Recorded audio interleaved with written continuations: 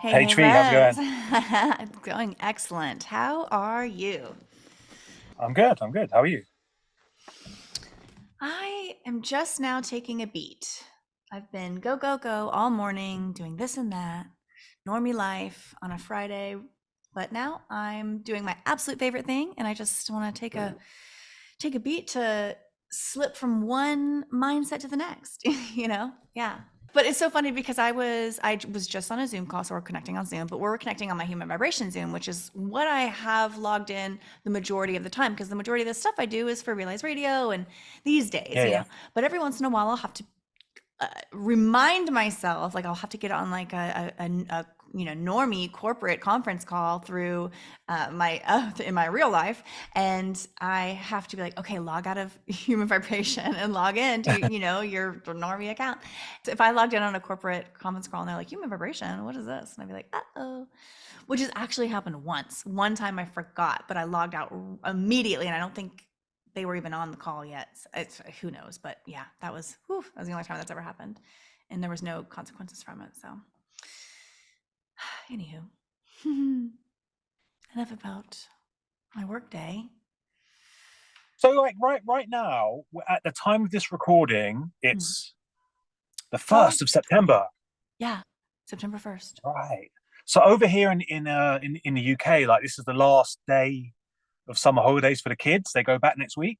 Hmm. So yeah, man, the Matrix has been pretty busy today. I think just everyone's trying to get that last little squeeze of summer holidays out, and they're being out and about. But I know we're meant to be talking about Oppenheimer and Barbie, right? But just as a side note, over here in the news, the current event is that there's some sort of concrete issue with all the schools, and so a lot of the kids are not going back to school because there's some sort of concern about concrete stability in the schools, right? And this sounds fucking nuts, man. Interesting. Ooh, this Right, is because this is reminiscent like of so many I things. don't know, man. It's like there was a lot of people speculating about another lockdown, right? And hope, Mm. and, thank God it never manifested because people are just not buying into it. But it looks like they're trying to keep kids out of school now. I don't know, man. What's that about? What is that about? Couple things ping my mind real quick. A part of the Maui narrative was kids being quote unquote kept home from school. They didn't go to school that day. Um, so that's just something that rung as same phrasing, even though it's different circumstances.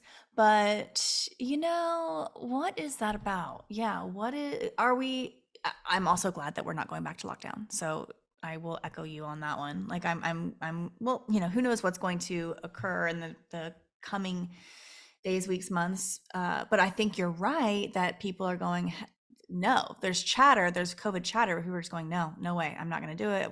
Like I would never do that again. So I don't know. I see people wearing masks. So I'm like, what is going on? What is going on? But the lockdown with the kids, like the concrete, okay, that reminds me, remember when all the bridges were collapsing and the infrastructure bill, like there was $1 trillion. I'm not sure if it really made it over to you, but there in the United States, Biden for a good 6 months, all he could talk about was the infrastructure collapse. All these bridges, the cement structure of these roadways and bridges, they were just collapsing one after the next. It's kind of reminiscent of eventually then all the train. We had all those stories about the trains derailing all at the same time. So there was a cluster of those stories, the trains, and there was also a cluster of cement related roads, bridges, structural collapse all at once. And so I don't know if they're saying these schools, they've been made out of concrete this whole time. So what's different about the concrete this year than last year? Why are the roads and bridges all collapsing at the same time? Why are the schools all being closed at the same time? I don't know. Structural collapse or the structural integrity, let's say, that's just a metaphor. That's like that's a metascript metaphor right there for the society at large. We're seeing kind of a collapse of the system, of the power system, the power structures. It's getting sillier and sillier out there. What are your thoughts? So yes, you were saying it's a metaphor. The concrete is a metaphor for, and then you cut out. We were too close to the truth, HV. We were too It's close. profound. You're too close to the truth. That's so funny. Yeah, I think I think it's a metaphor. The crumbling infrastructure, whether it's the roads and bridges, whether it's the trains derailing, whether it's the school buildings failing for whatever reason, I think it's a metaphor, metascript. What's the right word? I'm not sure, but it's a nod to a crumbling system, crumbling infrastructure, the structures, the power structures that be. I think we're seeing, I mean, it is getting more absurd. Everything, all of the systems, politically, things are looking wackier than ever. Biden, he literally said, I am AI." He said those weirder and weirder phrases slip out of his mouth, and he still can't finish a sentence to save his life. And he looks different every day. It's wacky. It seems a little than everything going on with the war. It couldn't be more theatric. It couldn't be more obviously, in every way you could deconstruct that word of theater. What this the actual practical the stage this practical stage setting with real bombed out cars and tanks that don't really serve any other purpose other than being like a set dressing. And then you have like all the CGI that comes out, and then you have like all the just psychological tricks and games to play, and then is who's different 15 different versions of Putin, and then you know and then the Zelensky being his background being a comedic actor. It's like, who played this exact role. Russian president was one of his roles, or I'm sorry, Ukrainian president is one of his roles. Like, what the heck? Life imitating art, imitating life, imitating art. What are your Yeah, man, thoughts? it's all I don't know, man. Yeah, I mean, obviously that the whole concrete thing is like a cover, it's some sort of absurd cover story now. I mean, we can only speculate, man. What is the real reason they don't want kids back to school? Because it seems like this is plan B, right? The whole bullshit of a lockdown weren't flying, and they seem to be going for keeping the kids out of school now. I'm thinking, it's kind of a good thing, right? Because school is just indoctrination, man, and Yeah. you don't need, It's school's just pure interesting. I bullshit. just looked up Crete, and you were just in Greece. You were just in, so, and you'll appreciate this because there's Crete and in the Greek islands, but there's the meaning of the word Crete comes from the word lying. Comes from the word lying. No way. Yeah. Con, Yeah. concrete, Concrete. a con and a lie. Kretismos, lying. Cretan behavior. Hmm. The liar paradox. Yeah, interesting. All Cretans are liars. Cretan means liar. Kretismos means lying. Something about that. And you're right there. Concrete. And you know what? I've said this before. There's so many better there's so many better materials. There's so many stronger materials. Why in 2023 are we still building roads and bridges out of concrete, which we know degrades pretty instantly? There's potholes on brand new roads. It just starts to go real quick. It's not a great material. Concrete, the way that we currently make it, the way that we've always made it. They say back in the day, concrete used to be made with like bones and animal fat and blood and all these things, and that was a better binding material. And so concrete of days past was better than the sludge they make today, and they've made it for years and years and years. It's not good, and there's no incentive to get better. I've asked many civil engineers who are roads and bridges, and I've asked them, why aren't you building roads out of anything other than concrete and asphalt? And they say that's just the way it goes. That's the only Yeah, thing. man. That's the only materials that get funded. That's the only materials that get funded. Them old Victorian cobblestone roads are still holding strong, Yeah. right? Yeah. 200 years, however many years old, they're just still holding strong because they move and flex with the heat and the earth and stuff. And yeah, like you said, the old tarmac and stuff. One bit of cold weather, potholes everywhere. But it's all about that false economy, right? Yeah. Now we have to pay taxes, so the government go and fix it and blah blah blah.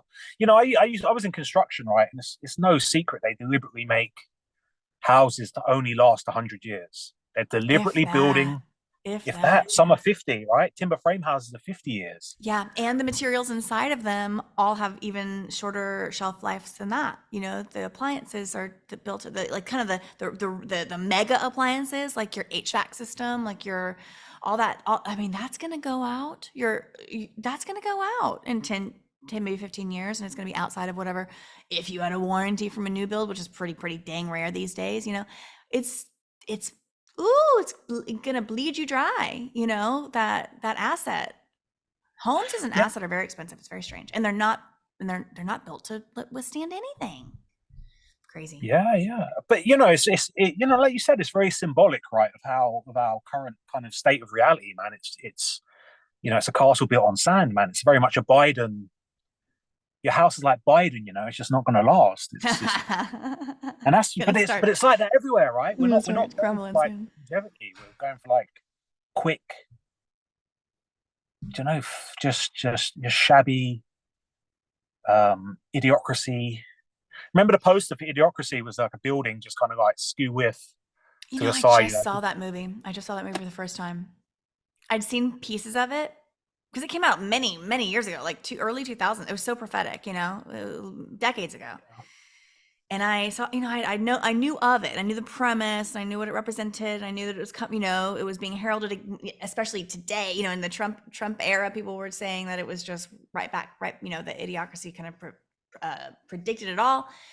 But I had never watched the whole thing, and I just recently watched the whole thing. When I got back from London, actually, I was at my mom's house and I watched Idiocracy on her streaming service. Yeah, so that's yeah. interesting. Yeah, What did you think? What did you I mean, it's basically about that first 10 minutes, isn't it? Where the smart couple are justifying why they're not having kids, yeah, whereas the dumb guys they're just breeding left, right, and center, right? It's that kind of yeah, thing, right? And yeah. yeah.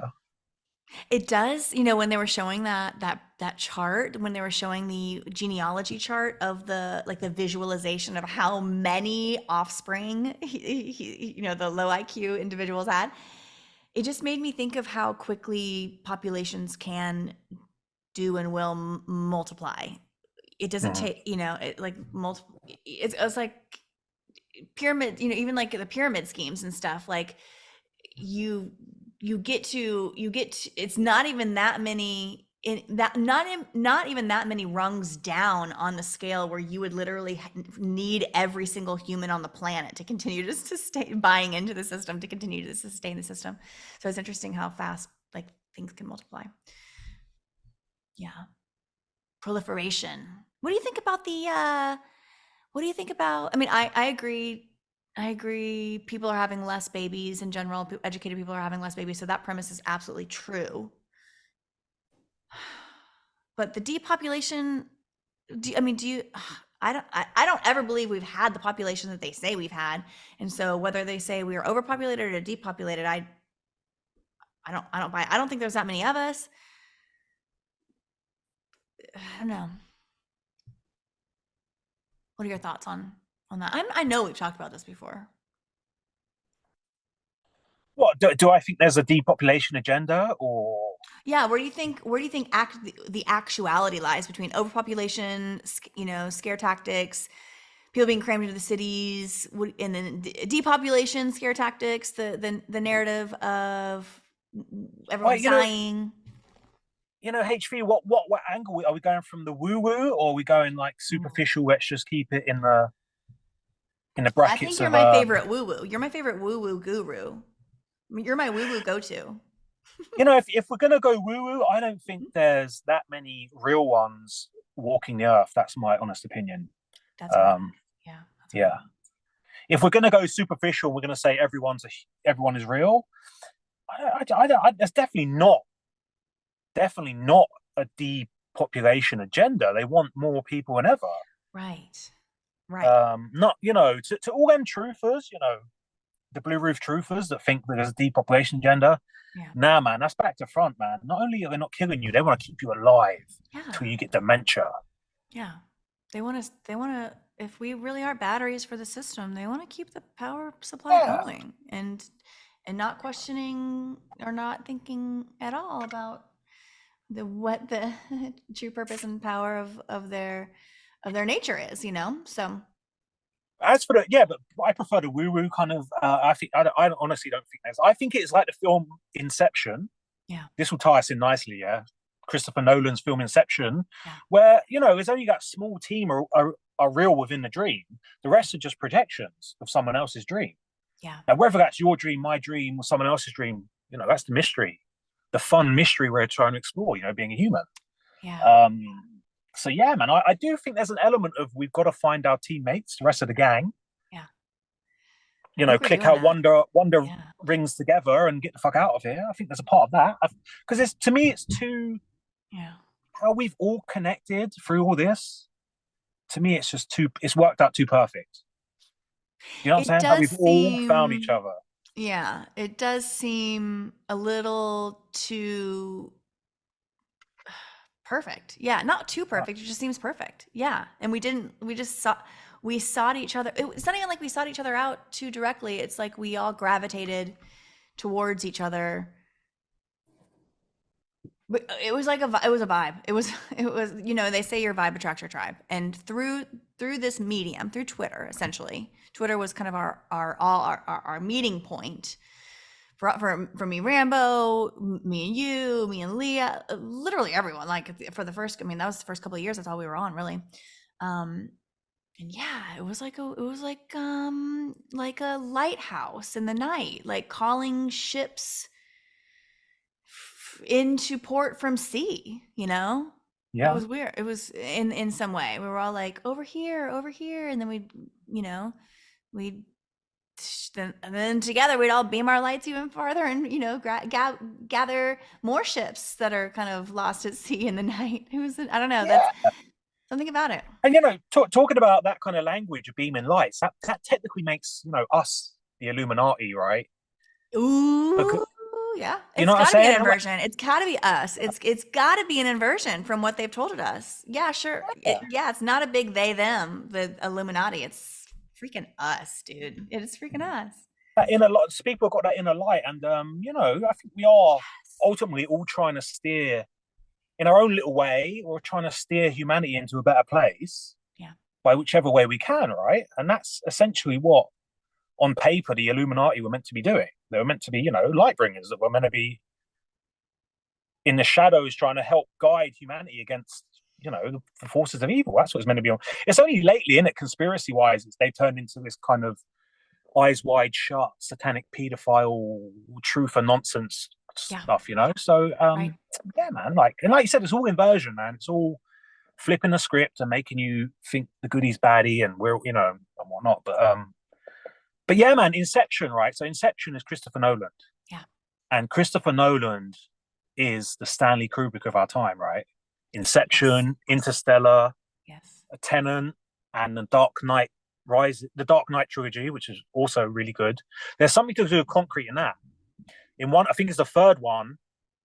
Basically, the bad guys, the League of Shadow, have throughout building of the city of Gotham have been planting explosives in the concrete, hmm. and that's how they can start blowing up the city without having to go and plant stuff in Yeah, because they've already got the explosive material in the concrete, which, when you think about it, is very 9/11, right? yeah, That's a possible theory for 9/11 is that they already had explosive material in the concrete. So no one had to go in and plant charges. yeah, They were already there structurally in the right place, right?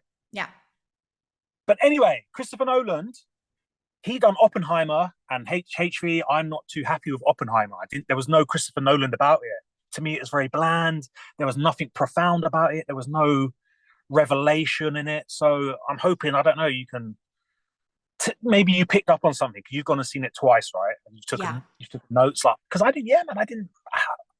I just didn't think it was that wow.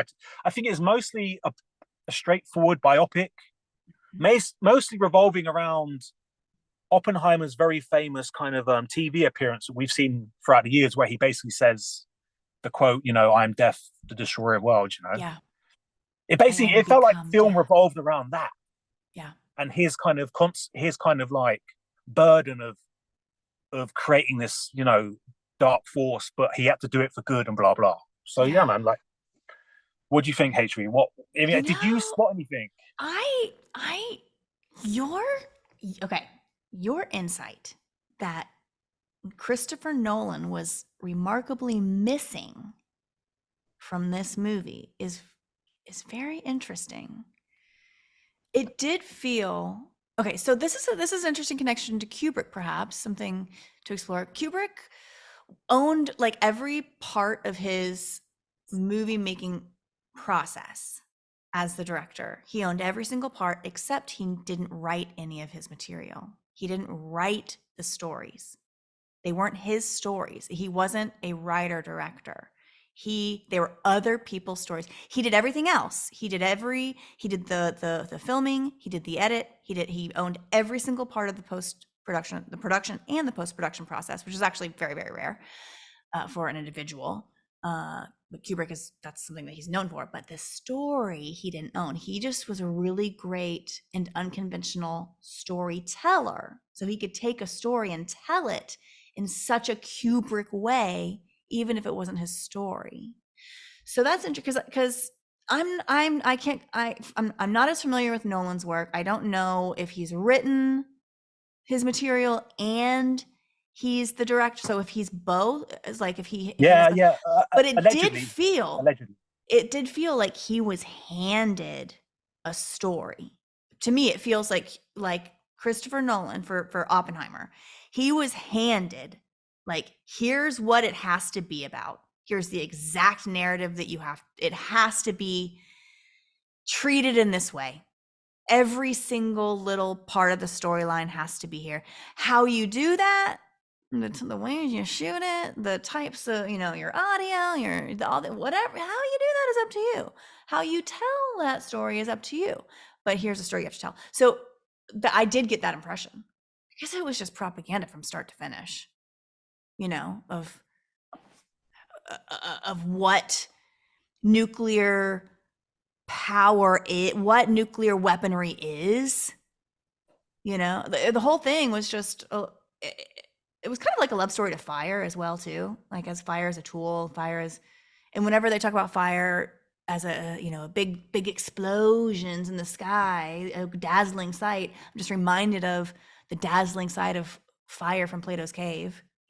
Perhaps it's an analogy to that, the shadow, again, shadow work. So I, where do we begin? Let me Well, see.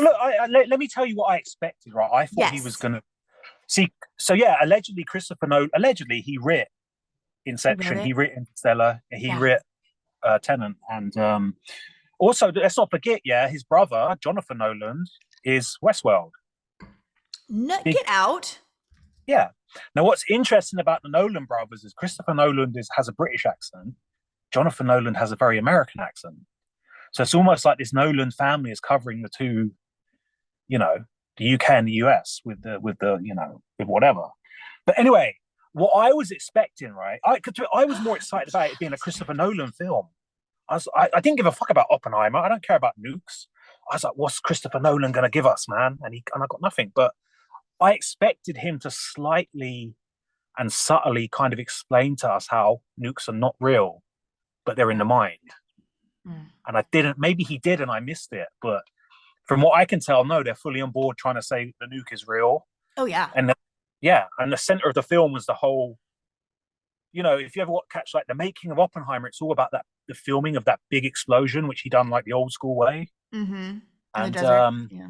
yeah, so They call it practical effects. Practical effects. mhm. They say it was a practical effect, that it was actual smoke and fire and bomb. They don't need nuclear technology to create that effect. So essentially, and I mean, they told us without telling us. Okay, so everyone in that blast zone was really close to the nuclear. I mean, they were putting on sunscreen, they were putting on their little sunglasses, but they were within, they could see it with their naked eye. They weren't in the vicinity, they were right there, and they're, all those guys were fine. All those guys were fine. They were shown at the end of the movie in this fast forward scene where they're all, shaking Oppenheimer's hand, once he's back in good graces, and everyone was fine. And yet we are to believe that in Japan when they dropped the two, the big boy and the little boy on two separate August 6th and August 9th. Or is that right? Is that right? But one after the next. We are to believe that people within miles and miles and miles of the quote unquote blast zone, their skin was falling off. We're to believe that. We're to believe that the guys at the test site totally cool. Everyone's totally cool there. But in practice, people even farther away, much farther away, they're goners. And the movie The, never really explained that. the test site that's Los Alamos, yeah. Los Alamos, New Mexico. Is that That's anywhere near correct. you? Where's that? That's pretty. New Mexico is adjacent to Texas, but it Hmm. would be probably from me to Los Alamos, it would be 16, 17-hour drive. Let's Oh, see. Dallas to Los Alamos, New Mexico. Let's see, driving. Yeah, it's like, oh, actually 10 hours. 10 hours and 7 minutes. So not that bad. what's it meant to be today? Is it some kind of homage to the thing? Is it like still? Can you go there and walk around, or is it still a military Ooh, that's site? Is it? interesting. Well, okay, I love this. The whole village, it was a very Potemkin village vibe. I thought of you when the city just went up immediately, and it's all just these kind of, it's back to not Potemkin village may not even be the correct term, but it did look very like facade-y. So there, but it also went back to like this Wild West kind of saloony, Westworldy, just your very very basics of building a town. With they had the church and the white, little Westworld style church. They had the little rail system. It was very Westworld. It was basically like a Sweetwater. It looked like Sweetwater from Westworld. So I Yeah, clocked that. Did you note that? Like just the way that it yeah, looked. yeah, yeah, yeah. No, it's a giant film set. Giant Yeah, film a set. giant film set. That's exactly what it looked like. And the way that Matt Damon, the military might, the way that he was like, build him a town, and it's just like, okay, that's how easy it is to just construct what the appearance of and the operationally true workings of a town, whether or not but it's still not a real town. It's a fake town that's been built, like but that's everything. We all live in fake towns that have been built, like Mhm. it's not nothing's organic in the way that you want to imagine. Okay, but let me see what Los Alamos is now. Los Alamos, New Mexico town. Yeah, I saw like the Potemkin village of it, but I didn't see any dolls in. I didn't see any in the film. Any doll Any sets? highlight of dolls being like put in the seats or anything like that. Like Yeah. mannequins or anything like that. No, they didn't show any of the old blast footage where you could really see that it was like the dollhouses getting, or the miniatures, yeah. Looks like it's kind of just a town now with movie theaters and post offices, Starbucks. So now it's like it looks like Project Los Alamos is no longer yeah, the little movie set was taken down. Exactly. How funny. So let me see. Okay, what do you think about just the did you notice how many times they focused that camera on Cillian Murphy's eye? Yeah, yeah, yeah, yeah, yeah. Probably, so the Yeah, movie was three filler. hours long. Probably 1 hour of the movie was devoted to just having his eye centered in frame.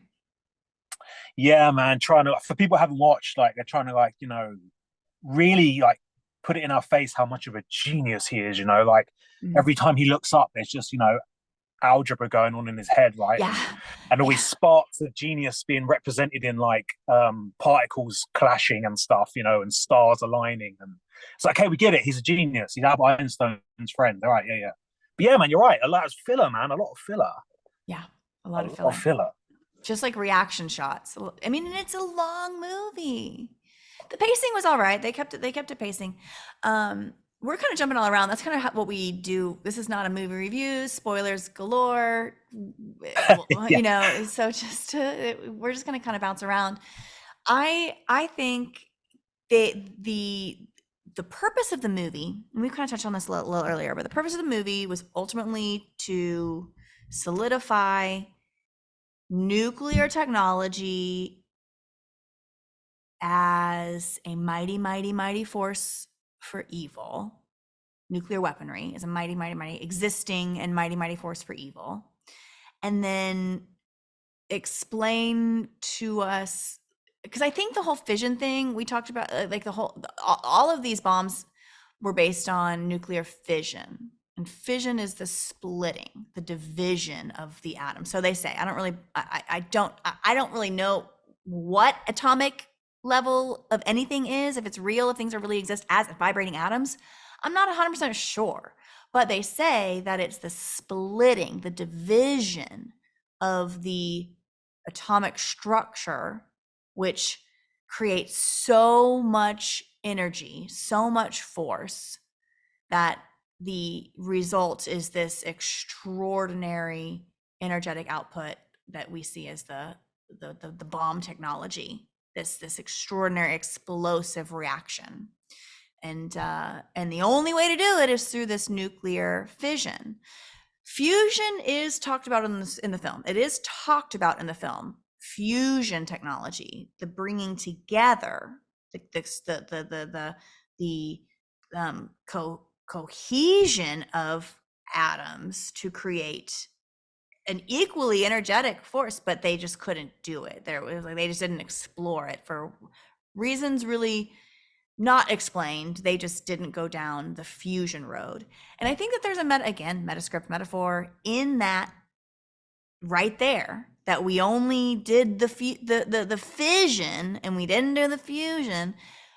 What does that say? I mean, our country right now, we're there's power in the division, the polarity, the division, the dividing lines. If we talk about like the battery system of this planet, like the division, polarity, batteries run on polarity.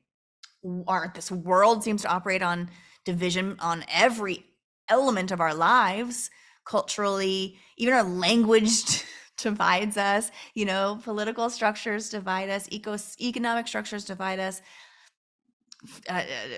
Even our roads and the infrastructure can divide us, and so I don't know, there's something poetic about the fission element telling us great power comes from division.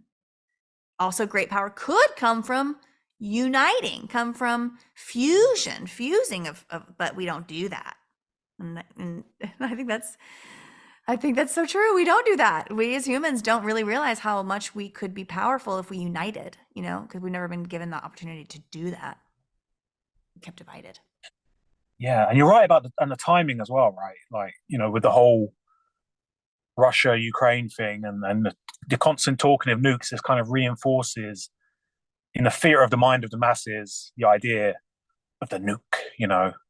And I think, obviously one of the themes of the film was like they were worried that the chain reaction might ignite the whole atmosphere. Yeah. Which is, fucking bullshit, I think. And they kept saying yeah. the possibility is near zero. The possibility is near zero.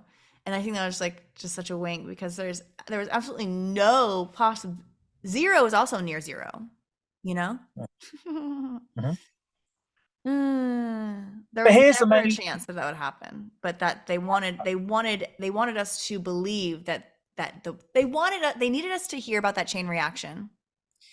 Okay, again, the chain reaction I think is a metaphor for something else. I think chain reactions can happen in this way, and something can be spread quickly across the world in a way that is unimaginably quick and fast and speedy. But it's not this death chain that they're talking about, where the whole atmosphere would be ignited, and we'd all die immediately. I think that again is just, they needed us to believe that the scientists were worried that was a possibility.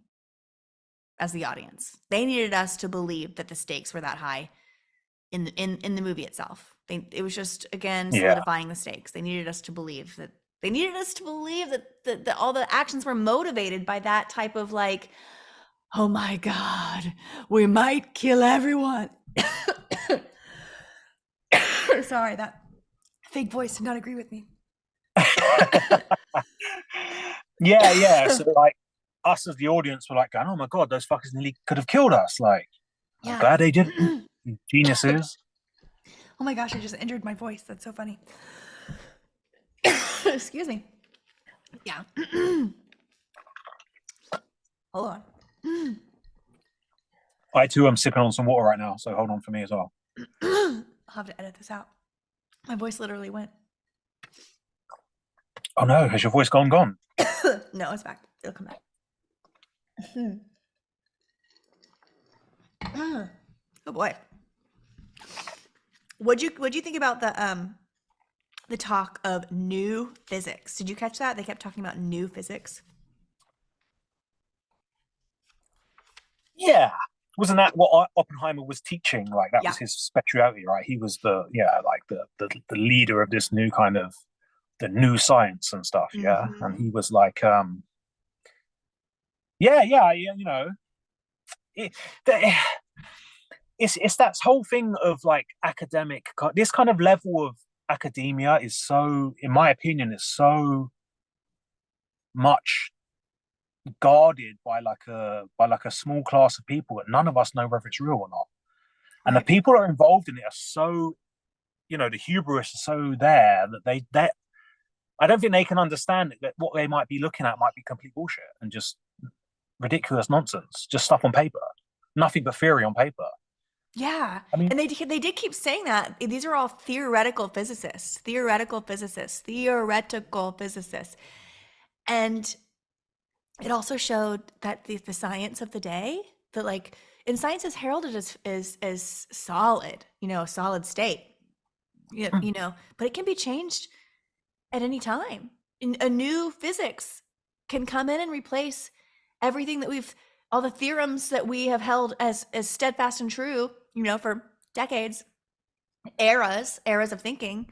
All that can go in the window in a minute.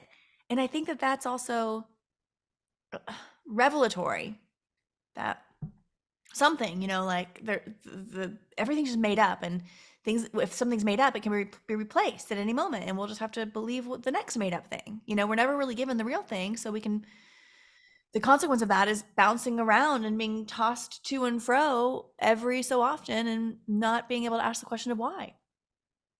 Never having yeah, like firm ground. Yeah, never having firm ground. Even in physics, even in what you think of as like settled understandings of how this place works, it's always changing. yeah. I mean, I don't know if you've seen, but like, people have gone and like asked the people that work at CERN, the Hadron Collider, Mm. like what do you actually do? And the vast majority of people can't actually give a straight answer to what they're doing there. It's almost like they don't know. Like the vast majority of people there don't know what they're doing. Right. And it's And I'm there's sure something of there's wiring to be wired and machinery to be checked on and reports to be run and data to be processed and but none of that means that they're actually colliding atoms or hadron collider. That there could just be a big warehouse full of futuristic looking bullshit.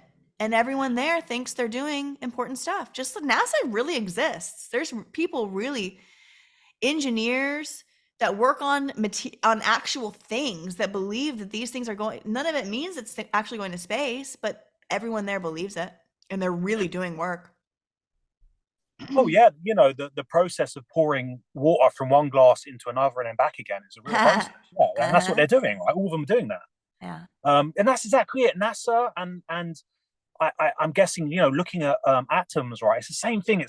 The microscope is pointing down, the telescope is pointing up, Yeah. but it's only a very small few people that get to look through those microscopes and telescopes. Like Hmm. we can't go and like into NASA and verify what the hell they're talking about. We have to take Correct. their word for it. Take your word for And it, their science. words getting sillier and sillier by the day. Did you see that India moon landing footage? That stuff was. I did. And so many people were like, that's just a graphical representation. It's silly that you think it's real. And it's like, no, they're actually saying it's real. Like India is saying that this is real. I'm not saying this is real. I'm saying look how ridiculous this looks. It does look like a graphical representation, so it looks like a freaking cartoon, but the source is actually saying it's real. So that's what we need to talk about, because it's not real and we can all see it. So let's talk about this now. It's Well, crazy. It's crazy. yeah, people are trying to be smart asses, aren't they? Like they're missing the whole Yeah. point of what we're trying to say. But okay, so all this technology, and they can't just build like some sort of like a camera that can focus in on the moon and film it.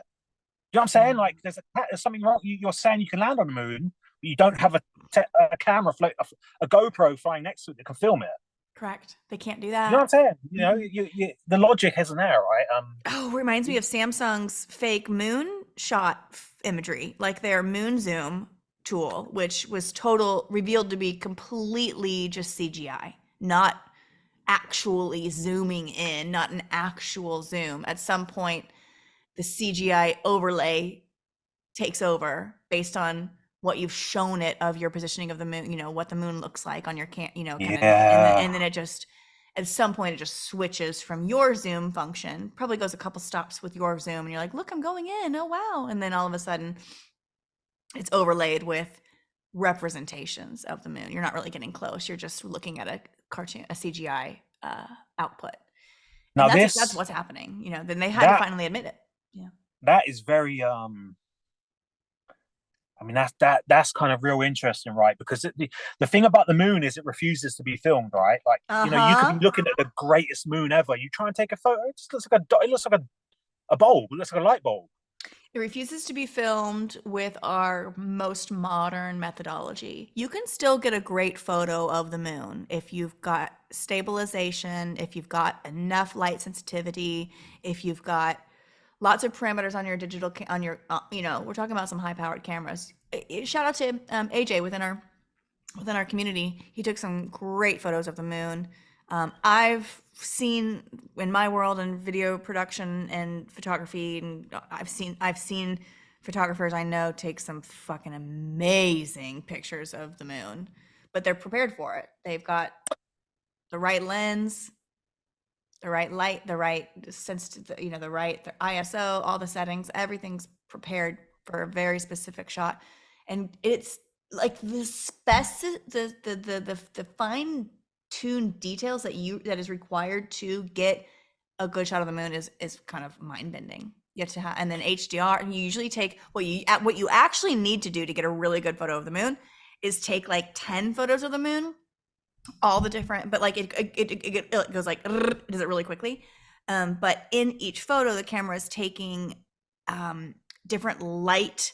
It's like averages of light from every. It's like shooting it in different degrees of sensitivity to light, and then it layers all those on top of, and so you get, yeah, because it's like it can't get the lightness of this side with the darkness of this side in one photo, so it takes a photo with the darkness of it, and then it like restitches it all back together. HDR,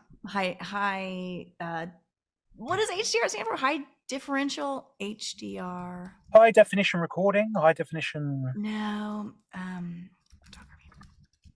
HDR photography.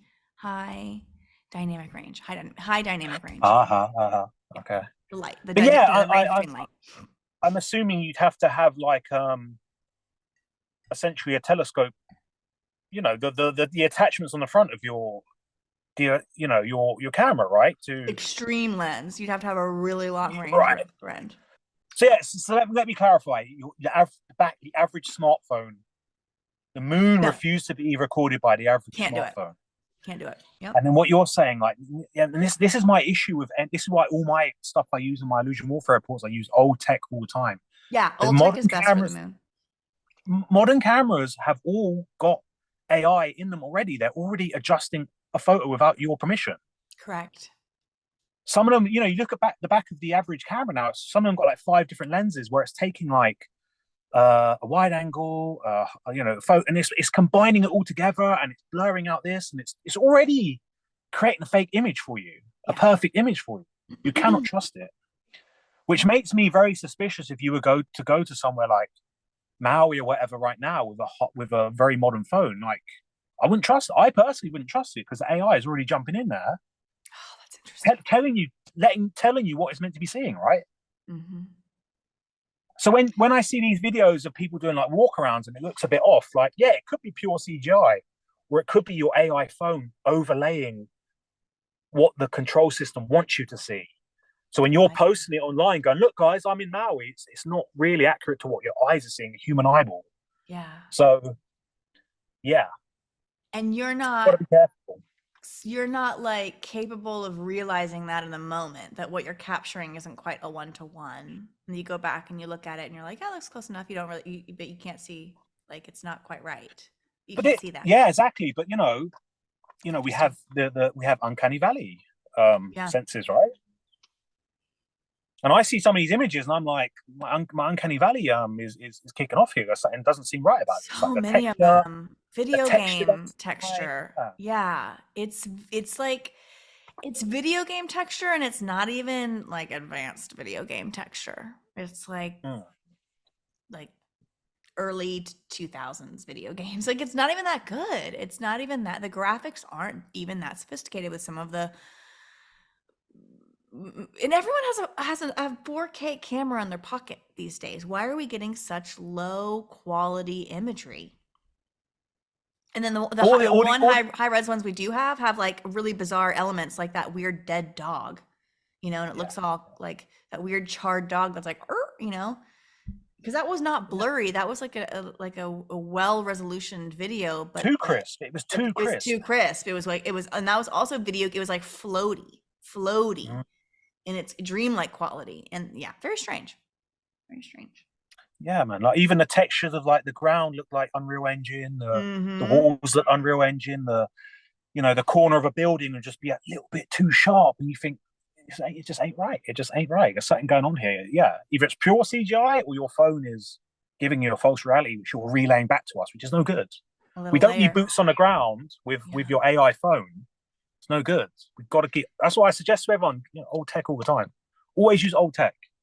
And we never Like, know when a subtle layer is being applied. Like we are familiar now with Snapchat filters, and there's ones that are like extreme, like you really see like a horse on your face. Okay, that's extreme. But there's also ones that just kind of do like a super subtle, just wash. Like maybe it's as simple as like darkening your eyebrows or something that nobody would ever notice, but it's as subtle. It's happening, and it's tracking, and it's kind of perfect and seamless.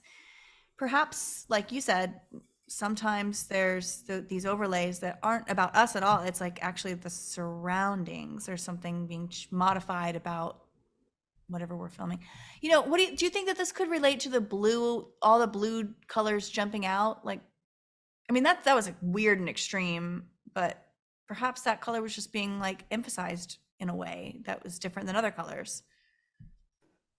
maybe there is like a system in that kind of new. Maybe there is like maybe that's it. Maybe blues stand out in AI photos, in these AI upgraded photos. Maybe it's the blue that's. I don't know. There might be something to it. Maybe there might be that little, a little thing that we'll over time we'll work out. We'll know in future. Yeah. If the blues are too vivid, we know there's an AI overlay being applied. Yeah. For What's example, it that's trying to just an tell us? example. Yeah. Yeah. Yeah, yeah. But I think there was something else going on with the blue. I think they were just supercharging us for the blue moon and stuff, deliberately. Yes. Like in the film Sin City where it's all black and white except for red, like you can see all the red Yeah. lipstick. You've seen things like that. It's just the opposite of that, blue. That's It's not hard to do. Schindler's List as well. The girl, there Chin, was red like, shoes, yeah. yeah, yeah, yeah, yeah. Interesting. It's not Red. hard to do. Like if That also whoever if reminds me of The Giver. Did you read the book The Giver? no. Well, it's a children's book, but it's pretty extreme. But kind of the premise is like it's a black and white world, and then there's like one person in the town that is like keeper of the memories, and then that kind of gets passed. That job gets passed, and then they can like one keeper passes it on to the next keeper, and you can pass memories and stuff. And with that is like the memory of color, and the first color to be like recognized or felt is the color red. Like there really Mm. is something extreme about the color red, in the way it's on one of the extremes of the light spectrum. Red on one and then violet on the other. But yeah, red, the flash of red and black and white. This is totally off topic, but I wonder how much extra energy we would have if we saw in black and white. Like if we didn't even fuck with color, if our brain didn't even mess with it, didn't spend 1 second processing color, just black and Yeah. white only, how much Um bandwidth we would retain. Because color is information. Like you're processing that. You're processing red as red. You're processing blue as blue. You don't realize it, but it's happening, and it's that every process takes energy. Yeah, it's an unnecessary decoding of that we don't probably don't need. Right. I mean, I Same with love color, but ooh, is it a trap? but Is it H a but trick? H3, what if life was black and white? I And that's kind what the of camera. think that it, in a way, it was like I kind of think, and my dad grew up in like kind of old like West Texas town, dirt floors. I kind of think his world was like sepia toned. I kind of think Yeah, there wasn't like actual real color. Automobiles were all kind of like this gray, black, or there's some sort of gray tone. Everything kind of looked like the dirt. It was just like there wasn't. I don't see. I can't in my mind's eye seeing anyone wearing magenta walking through yeah. town. Hey, did I ever tell you about when I left school? Right, I got Mm, into construction. Now, the reason there was so much construction work available is because basically we had the Olympics coming up, but the whole of London was getting regenerated. It was called mm, the London Regeneration Project. They were knocking down all the grey, old Margaret Thatcher style council estates, mm. and the whole thing. And they would tell us why. And basically, they were building very vibrant, um, very yellows and reds and stuff. Very vibrant council estates, and they said they reckons it had an emotional effect on people living there. They said that the grey, blocky council estates were making people more angry and criminal.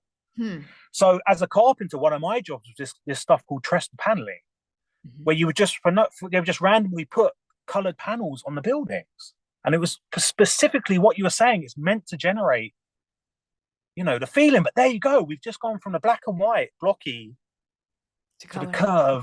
curved and the vibrant colours. Now, what's to say that hasn't been going on every couple of years, every Olympics? Every time London gets a new Olympics, regeneration. They delete the old London, and obviously the world. They delete the old black and Yeah. white, insert a color. People totally forget, and they just think it was just a memory. Oh yeah, I remember them grey. No, no, man, everything was grey on the council estate. Yeah. You get what I'm saying? Yeah. It was like, and if you ever look at like an old tower block, the council estate tower block in London, it's like that. It's like Roblox, not Roblox. What's it called? Minecraft. This blocky grey building, just build it up, Yeah. And of course, you had that all over Europe, right? Because of World War II and poverty and stuff. Obviously, communism.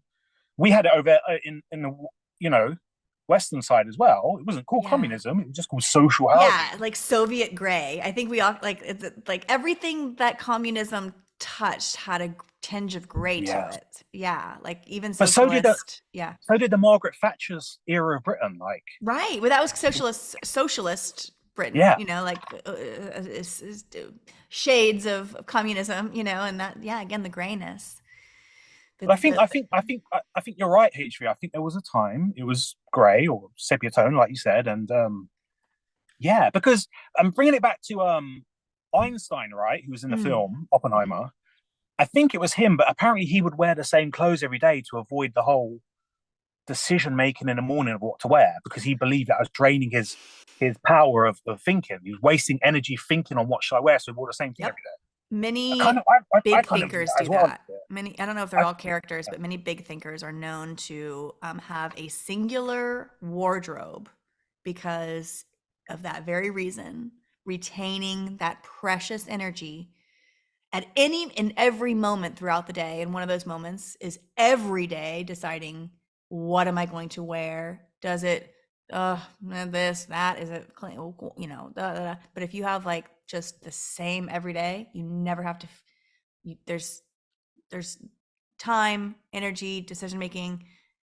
It seems little, but little over like little by like it just adds up so much. So I could see it. I really could see it.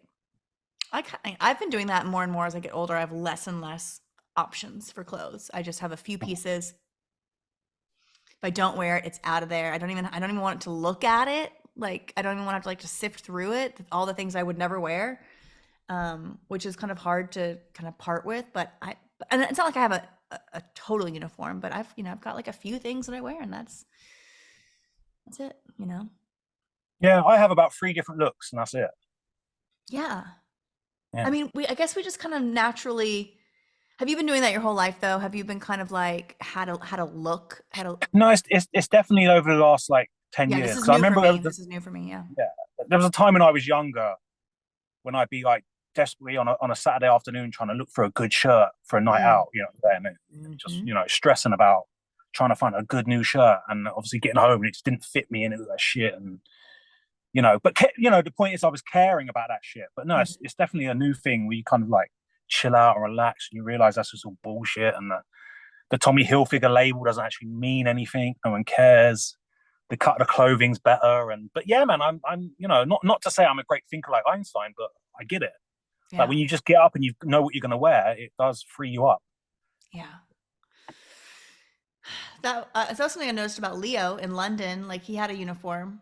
He traveled light. He had a uniform. He had everything he needed. He always looked sharp, put together. But it was, it was like just a that was his look. And he had a nice jacket, and the it was like, but it was like you could tell the decision making was for all these different reasons. It was also like, the layers for different any type of climate that he would encounter. He was ready, but it was also, it was pretty interesting.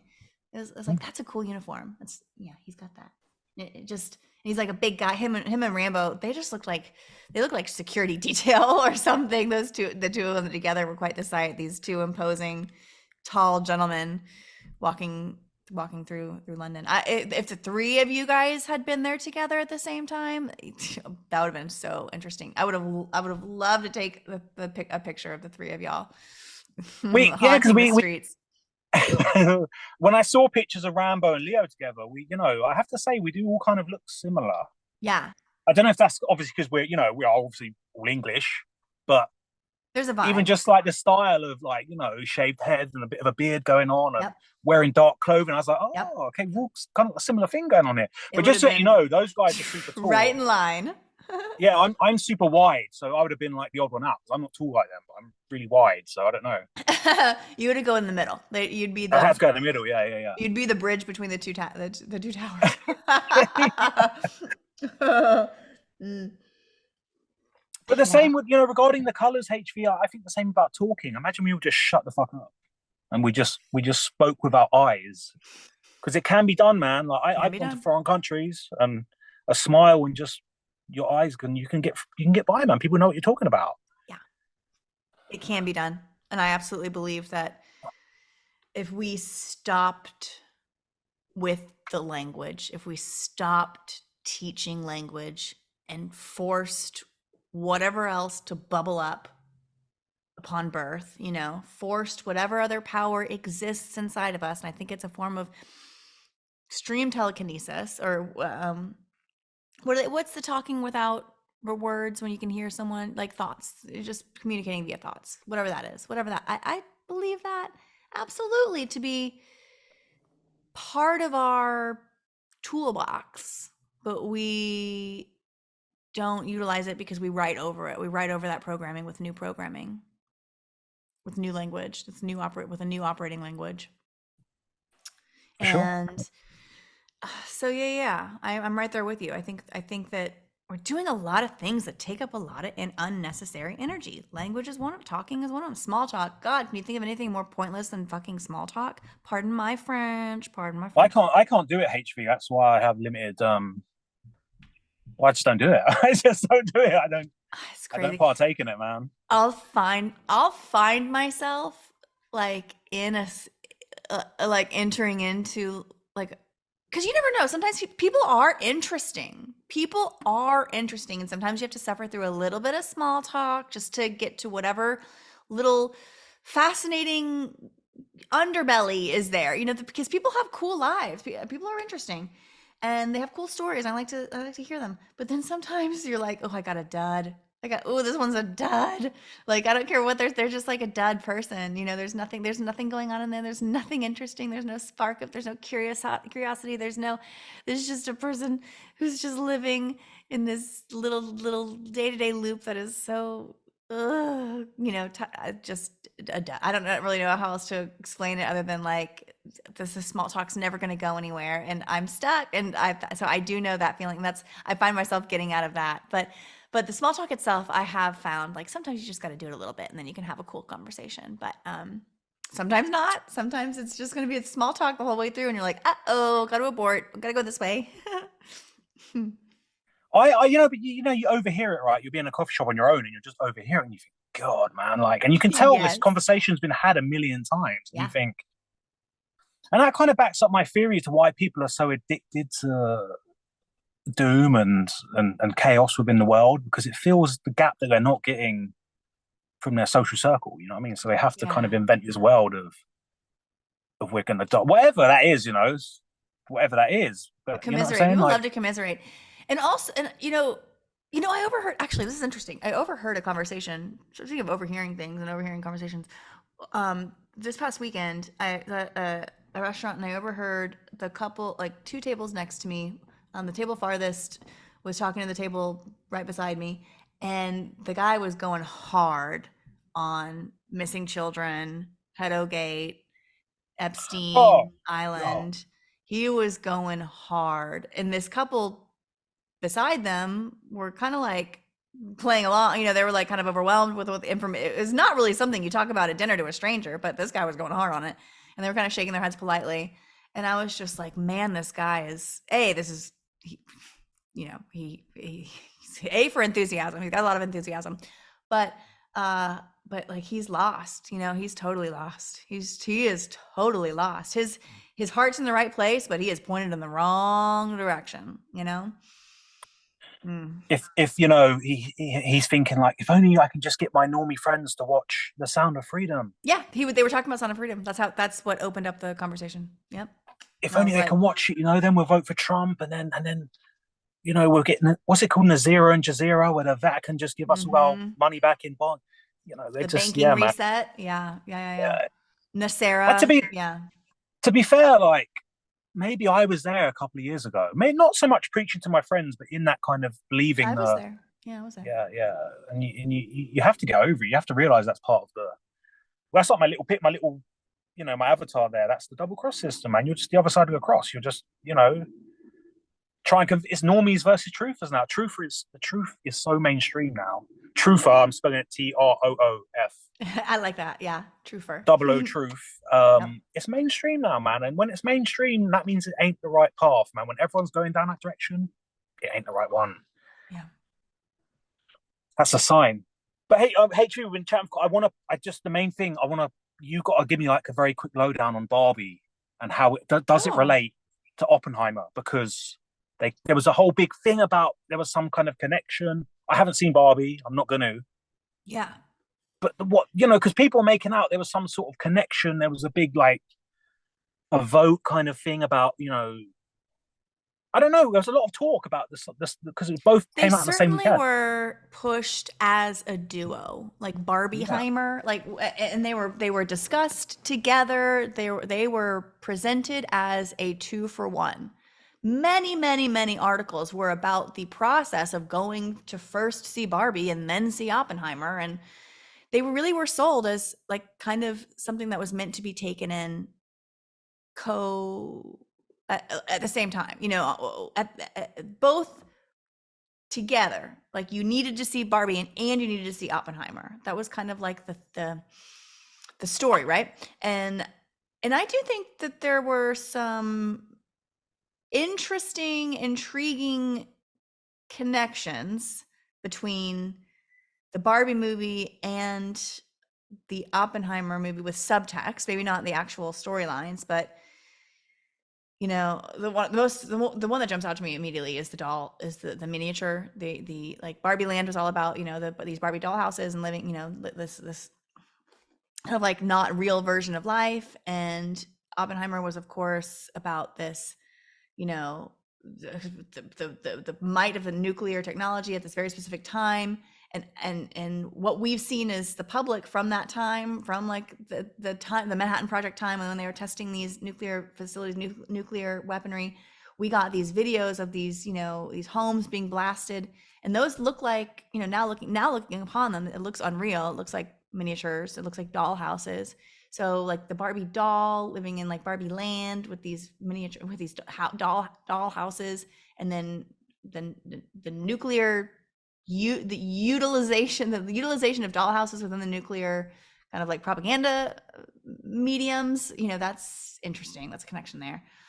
Barbie was also a lot about the movie. Barbie was very existential in a few ways. It was all about death. The spark of her journey, the impetus of the whole movie is that one day out of the blue, out of the clear blue sky, Barbie wakes up and she has the fear of death. She has the existential dread of existence, of life, which means death. She'd never pondered that before. She'd never been stricken by that thought before. But one day, in her perfect existence, where everything in her as far as the eye can see is as perfect as it ever was and ever will be, everything is just the same every day, no changes, just perfect. All of a sudden, she's got this fear of the acknowledgement of death, Mm. and that sets everything in motion. That starts a whole chain of events. Things start going wrong in Barbie Land, and then she is on a journey to escape into the real world, and that's what they call it. They call it the real world. They talk about this kind of this ultra thin membrane separating the two worlds, Barbie Land and the real world. And there's something, I think, meta about that notion and concept as well. I do think that there's a So does Barbie know she's a toy in this yes, film? she becomes aware of that. Okay, She becomes aware of that. but Yep. she didn't know. She just thought. Actually, no. All the Barbies know. The Barbies know that they're toys. The Barbies know that they're Okay. toys and that they're serving a great purpose in the real world. They know of Barbie Land and they know of the real world, and they know that their life as Barbie is inspiring. Like they is inspiring all these girls in the real world. The Barbies in Barbie Hmm. Land are aspirational, inspirational, and they're living out, their little avatars, and the little, or their doll.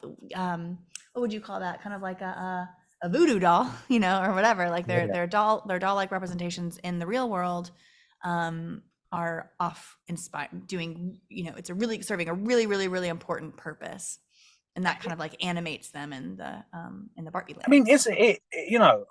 I'm guessing. Is it very much just another version of the Gnostic tale, the Matrix tale? Like I've got to get out of Essentially. this version of reality and get to a real place. And Essentially. yeah, okay. I Yeah. thought it would be. I thought I was going to say to you, here's my guess what the film. And yeah, my guess was that yeah, she somehow realizes it's a fake world, and she's got to go Yeah. and like get out or find herself Mhm.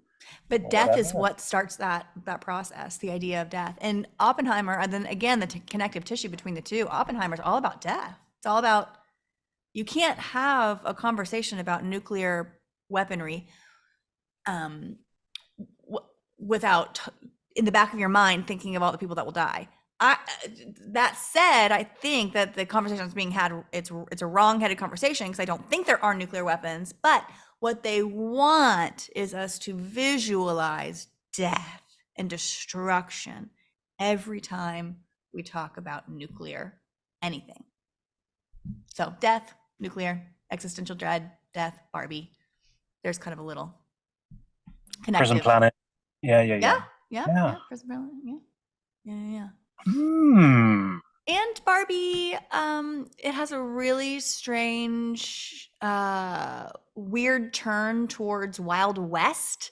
At some point, Ken, Barbie's not Barbie's sidekick, but Barbie's platonic male interest.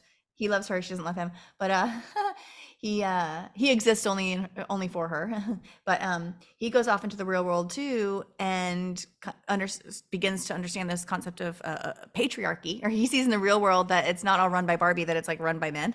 And so he takes back all these like concepts, to these manly concepts, back to Barbie Land. But it's not like modern day manly concepts. It's all Wild West shit. It's like horses and Western get up and strumming the guitar around a campfire. It's like weird. And they go into the modern world. They didn't go to the West world, but for some reason, like that's what he comes back with is like this obsession with like horseshoes and you know the Western wear and horses. And it's just very straight, like wild horses specifically, West world style get ups. That was a weird tie in there. Strange. It always comes back to Westworld, man. It It seems like. does. It seems like it sure does. Seems like we've got a little Westworld nod in Oppenheimer, Westworld nod in Barbie. Yeah.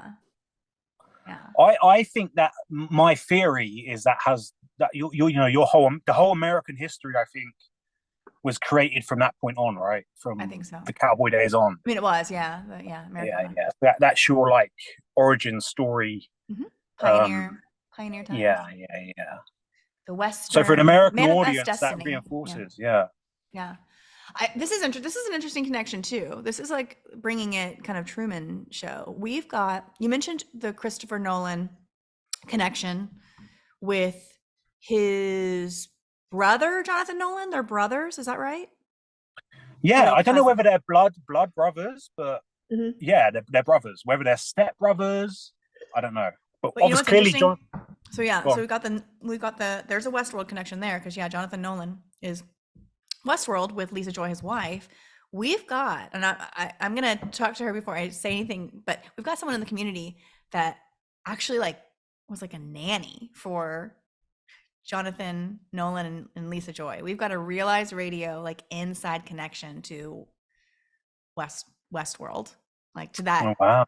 It's just like what are the Yeah, yeah. freaking odds? Like that they would know the creators and like have like inside track understanding of like the creators and like their of Westworld. That is very interesting. And then yeah, of course, being connected to Christopher Nolan, the inception of this whole thing sort of feels like a dream state. These weird little sinks and winks. I don't know. It's interesting, So a little bit of a Realize Radio connection there. Shout out. Shout out Yeah, Robert yeah. Blasting. Yeah. Yeah. So he's a Interesting. real he's a real So I'm told. Do touchable Westworld robot. He's I he had is out there. I had a lot of questions. I was like, what? Like, did you really, how many hours a day do you really see these individuals? Like, could they be playing a part? Like how, because, sometimes rich people, if you work for them, you never even really see them because they're off, you just like maintain their house, you never really see them. But I'm gonna have to revisit that that, and we'll see if we can talk about it a little bit more. Did you watch Interstellar? And by the way, if you got No, to go, that's one let I me know. haven't watched. That's one for the list. That's one for the Ah, list. okay. And you haven't seen Tenant either.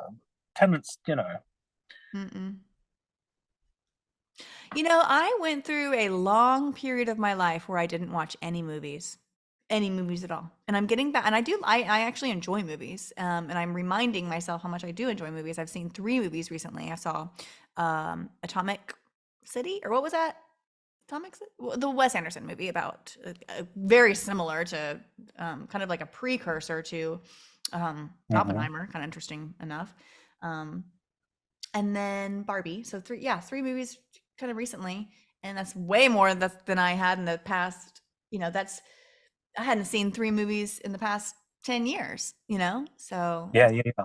but I'm enjoying it, especially in the heat of the summer. What else am I gonna do? And it's not if I don't buy popcorn and a drink, which how can you not? But if I don't do that, it's like $10. It's not too, it's not like because people say going to the movies is expensive. It can be, but like I don't know, go to a matinee, $10 for a couple, especially Oppenheimer. That's 3 hours. That's not even $5 per minute. You know, sometimes you pay like $15 for a cocktail. So, and Yeah. that'll last you just a couple minutes or 15 minutes max. So anyway, it's like spend what, I don't know, choose your activity. But I thought I wouldn't really like sitting for so long, but it's been okay. I found a movie theater with really comfortable seats, and so that makes it a difference. That makes a difference. And it's close by. So I can just zip on over there and sit in my reclining seat for $10 and be an air conditioner for 2 hours. It's kind of nice. I actually really have enjoyed it. And Oh, what's so interesting, I saw Barbie twice it's and I saw Oppenheimer twice. So I have been in the movies actually more than that. I've been total what, like 5 times, 6 times now or whatever. Yeah. yeah, man. What was I gonna say? You know that whole thing. And by the way, if you've got to go, let me know when you've got to go. You Because too. Whenever you got to go, you let me know. so you know the whole thing of there's only actually like seven storylines, like base Yes. story. Yes. Maybe that's the key. We need that eighth. We need to break through that eighth storyline, and reality will Ooh. change. We need to add the eighth layer, the eighth, the eighth story arc, and then maybe our reality will change. I think we're kind of doing that in a way by introducing this quote unquote, for lack of a better term, everything is fake. Like by introducing that into the narrative, into the storyline, we're getting new stuff. We're getting articles about mask wearing and deep fake technology and like fakery in ways that we've never really got. We're getting like revelations that I think have stemmed from our introduction of this stuff into the mainstream narrative. I don't know. I think we are I influencing think it. you 100%. You're right. We are suppressed and hidden, and but I'm talking like cinema. There's Hmm. gate. Obviously, there's clearly gatekeepers Oh in the yeah, yeah, writing world of cinema that are not allowing a eighth story arc film to be made. That when they go up to the story, when they try and pitch their story, someone somewhere in Hollywood or wherever is saying, no, not that one. yeah, Go back to the seven. yeah, We've got to have the seven. Got to be in the seven, or we're not interested. But yeah. yeah, I agree. we're all breaking through, but that's why we're hidden, suppressed, Yeah, shadow banned and stuff because I don't want that new way of thinking getting out, right? yeah, yeah, yeah. It's like Hollywood will only allow if it has to fit a certain archetype of story and template, story narrative template. Yeah, Because if you know if Hollywood was a genuine kind of business looking for profit, they would be gagging for that, but they're not. They're right. clearly not interested in new ideas. They are purely culture creation, social engineering, idea seeding, inception machine. Do you think Inception's your favorite of his movies, of Nolan's Um, work? I like Tenant, Tenant? but Okay, Tenant's the one Tenant's I'll a see hard next. one. Tenant's the one I'll see Tenant's next. I don't know, man. Tenant's a hard one for people. Like it's a hard one for people. Who stars in that one? I forgot. Is Let me it see. Glover or Washington? Is that also? Oh, is that a? Yeah. Let's It's see. essentially a James Bond film without James Let's Bond, see. but you John can David tell. Washington, Robert Pattinson. Oh, Michael Yeah, Caine's in it. He was also in Inception. yeah. Michael Caine. Michael Caine is funny because when to say it in his accent, you have to say my cocaine. My cocaine. My cocaine. My He's a funny one, Michael Caine, because cocaine. I don't know, man. Yeah. His backstory is quite interesting, but he's also a bit of a sellout. Like his backstory is he was so sick of like no working class people being represented in like English films. Mhm. So that's why he stepped in, right? He wanted, but you know, as the years gone by, I think he's been pushing the vaccines. He's been pushing this. You know, bit of a sellout, isn't it? Like so many of these heroes started off, you know, relatable have all become like even Schwarzenegger. Schwarzenegger's like a rags to riches story. Poor guy in Mhm. Austria, you know, fulfilled his dream of coming to Hollywood and being an actor. Yeah. He's a scumbag sellout now, trying to push every kind of Agenda 21 thing going. It's just like, man, it's so sad, isn't it? There's no real, there's definitely no genuine ones in Hollywood, man. No. It's just a backstory. It's all backstory Yeah. to capture. Even like you see a Trump the other day getting arrested. That's to make it more relatable for people who have been arrested. You know, like we can, people have been arrested or have been like wrongly accused. They Mhm. can now have a thing like, yeah, I know that. I know what it's like to be. You know, I I can agree. associate with Trump a little bit more now. You know what I mean? Yeah. It creates a familiarity. It's like he's like us. Yeah. Yeah, it's a false familiarity. It's a false personalization. Yeah, he's like he's fighting the good fight. He's just like us. Yeah. All these things. And he, it's humiliate. It's for some people, it's seen as like a humiliation. He's like an ex-president and being indicted is like dragging, it's like that's the worst thing that could ever happen. There's another camp and everyone's like, go Trump, fight the fight, drain that swamp. You can do, like, people are rallying, or like it's one image, that mugshot. It's one image, but it feels so different for whoever's looking at it.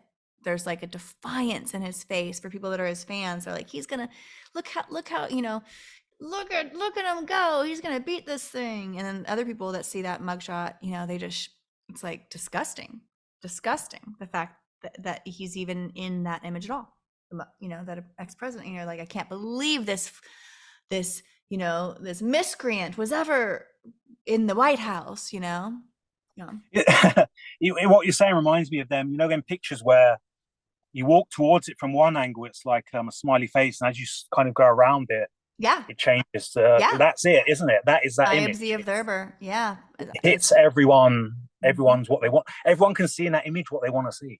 I A love good it. guy, a bad guy, an asshole, Yeah. an okay guy. Yeah. It really is all baked in there. That image is very purposefully done. Sorry, Very, very what's purposely that done. type of picture called? It's just a mugshot. No, the one I was Oh, talking the about. one where it changes the perspective. Yeah. It's got to be Oh, some sort of optical illusion. I thought there must be a name for it. I don't know. Like, Yeah, there's a word when you move. Yeah, there's a word for it, but I do not know what that is called. Lenticular art, yeah. and also kinetic art. Yeah, lenticular art has those like protrusions, and yeah, and depending on the way you're looking at it, you can see it in different ways. Yeah, it's very surreal. Very surreal. And then I've seen one where it like ages. Like, you go from like Yeah. one side and it's like a little girl, and then you go to the other side, and as you go, it's like, and then it's an old woman on the other side. But throughout, it's like every Yeah. various stage of her. That's pretty interesting. That's pretty interesting. Yeah, I've seen ones like in like the Halloween kind of like walk through rides you have at theme Mhm. parks. Yeah, Mhm. there'll be one where it's just like a regular guy, and as you walk around, he turns into a zombie or a vampire or whatever. So yeah, Yeah, man, you get like a little flash of that. yeah. So that's a lenticular picture of Trump. Yeah. Or maybe, well, lenticular is more of these protrusions. But yeah, what is the word? I've got to figure that out. Lenticular is a different type of art. But for a But picture, people, people know we're getting that right. That people know. kind of Yeah, it's like a single image that is interpreted differently based on the observer. It's seen based on completely your differently. angle. Yeah, Yeah, based on your perspective and your vantage point. And your perspective is like mental. Yeah, your vantage point is mental as well. It's not where you're physically standing, but where you are coming from when you're on your thought process. Yeah. Very so I'm not going to watch Barbie. I don't think you I'm need not to. going to.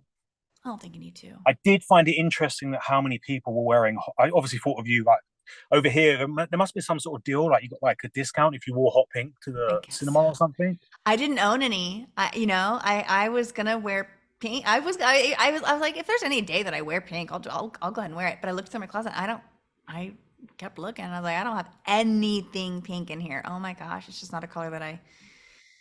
And that's not a new thing. I guess I just never really liked pink. But now it makes a little bit more sense. I've been avoiding it. I've been avoiding that hyper energetic color. It just didn't feel right on me. Yeah, it never really felt right. I never really liked Because pink. you had Barbies growing up, right? Yeah, and they're all pink. That's magenta to the Yeah, max. But I didn't replicate that. I was like, that's for Barbie. That's not for me. yeah. Yeah. Barbie was I didn't see myself as Barbie. Like Barbie wasn't like a way for me to. Barbie was like her own thing, and I loved Mm. that about her. I loved, like, when I played Barbies. I played Barbies. She was Barbie. She was that doll. Like, I wasn't trying to like pretend that she was me. And some girls play doll, and it's like, this is me and this is you, and it's like kind of totems of themselves. But like, no, my Yeah. Barbies had all their own little things going on. They're very much them. Play is so interesting. The ability, like, to play. I could just get lost and play as a kid with whatever it was. But like sometimes I needed like a little thing. But like whatever that Yeah. thing was, I could make a world out of it. But I just needed that little thing to get me there. Like I had this little stuffed mouse. It was this little tiny like inch and a half long, like just a little tiny like stuffed little mouse figurine, and it was soft. And that's all I needed. And then I would like take notebook paper, spiral notebook, and like draw different rooms. Like on each piece of paper would be like looking down at like a floor plan from above, but it would be like a different room for the mouse and like all the little things in the room. And then I would like take the little mouse on the paper, and then it would be in its like and it's like that's all. But like I probably wouldn't have drawn those. And then the next page would be a different room for the mouse house, and the next page was a different room for the mouse house. And I wouldn't have done that, all that other stuff, all that drawing, had it not been for this little figurine that allowed me to do that. I don't know, just kind of Yeah, just yeah. And that kind of when you think about that, you were creating that yourself from this little mouse. And I see this with like kids, and I've noticed my whole life. Like you the classic one is someone buys a kid like a really expensive toy or whatever, and the kid has more fun playing with the box it was in, every right? time parents lament that always. That's a classic, Right. classic. Yeah. I remember me, man. Like my thing was like going in the side of the house in the garden, just playing with a stick, and Yeah. that stick could have been anything: a sword, a machine gun, a whatever, and just in my head, just creating whatever. I've yeah. So it's an interesting one how us adults think that kids need the latest thing when they don't. When the cardboard, I don't know, man. It's interesting, right? You know, yeah, if we just allow that, and I think taking away allows things to thrive. Like it's not adding more and giving more and introducing more and more and more and more and more and more and more and more and more. It's like reducing the amount of inputs, reducing the amount of sensory opportunities, like there's something that takes place upstairs, like in the mind, in the imagination, and we create it ourselves. We fill the void. If we feel the void, we fill it, and we fill and but if we continue to fill it with outside stuff, we never exercise that creation aspect in our minds. I don't know. It's like it's weird. Like imagination is so key. It is so important. The ability to imagine and to think and to entertain oneself into, I don't know. There's something and to play, just to freaking play and to lose yourself in play and in thought, imagination. But yeah, as adults, yeah, we're taking that away from kids. We're taking away the magic, everything that makes childhood magic. We're kind of robbing children of that these days with these modern ways of doing that stage That's of this life. is to go full circle. This is why I can't get my head around this. They're not wanting kids to go to school because that's crucial for the Mhm. dark side of the control system. Mhm. Having kids sit there for fucking 8 hours a day, like just it's horrible. But the whole purpose is to kill their imagination. In my opinion, to kill your imagination. So the fact they're letting kids have time home where Wow. there's not an eye on them, Yeah. where they could probably just you know fuck off their work and go and play in the garden. I don't know, man. There's something kind of positive to that. I don't know.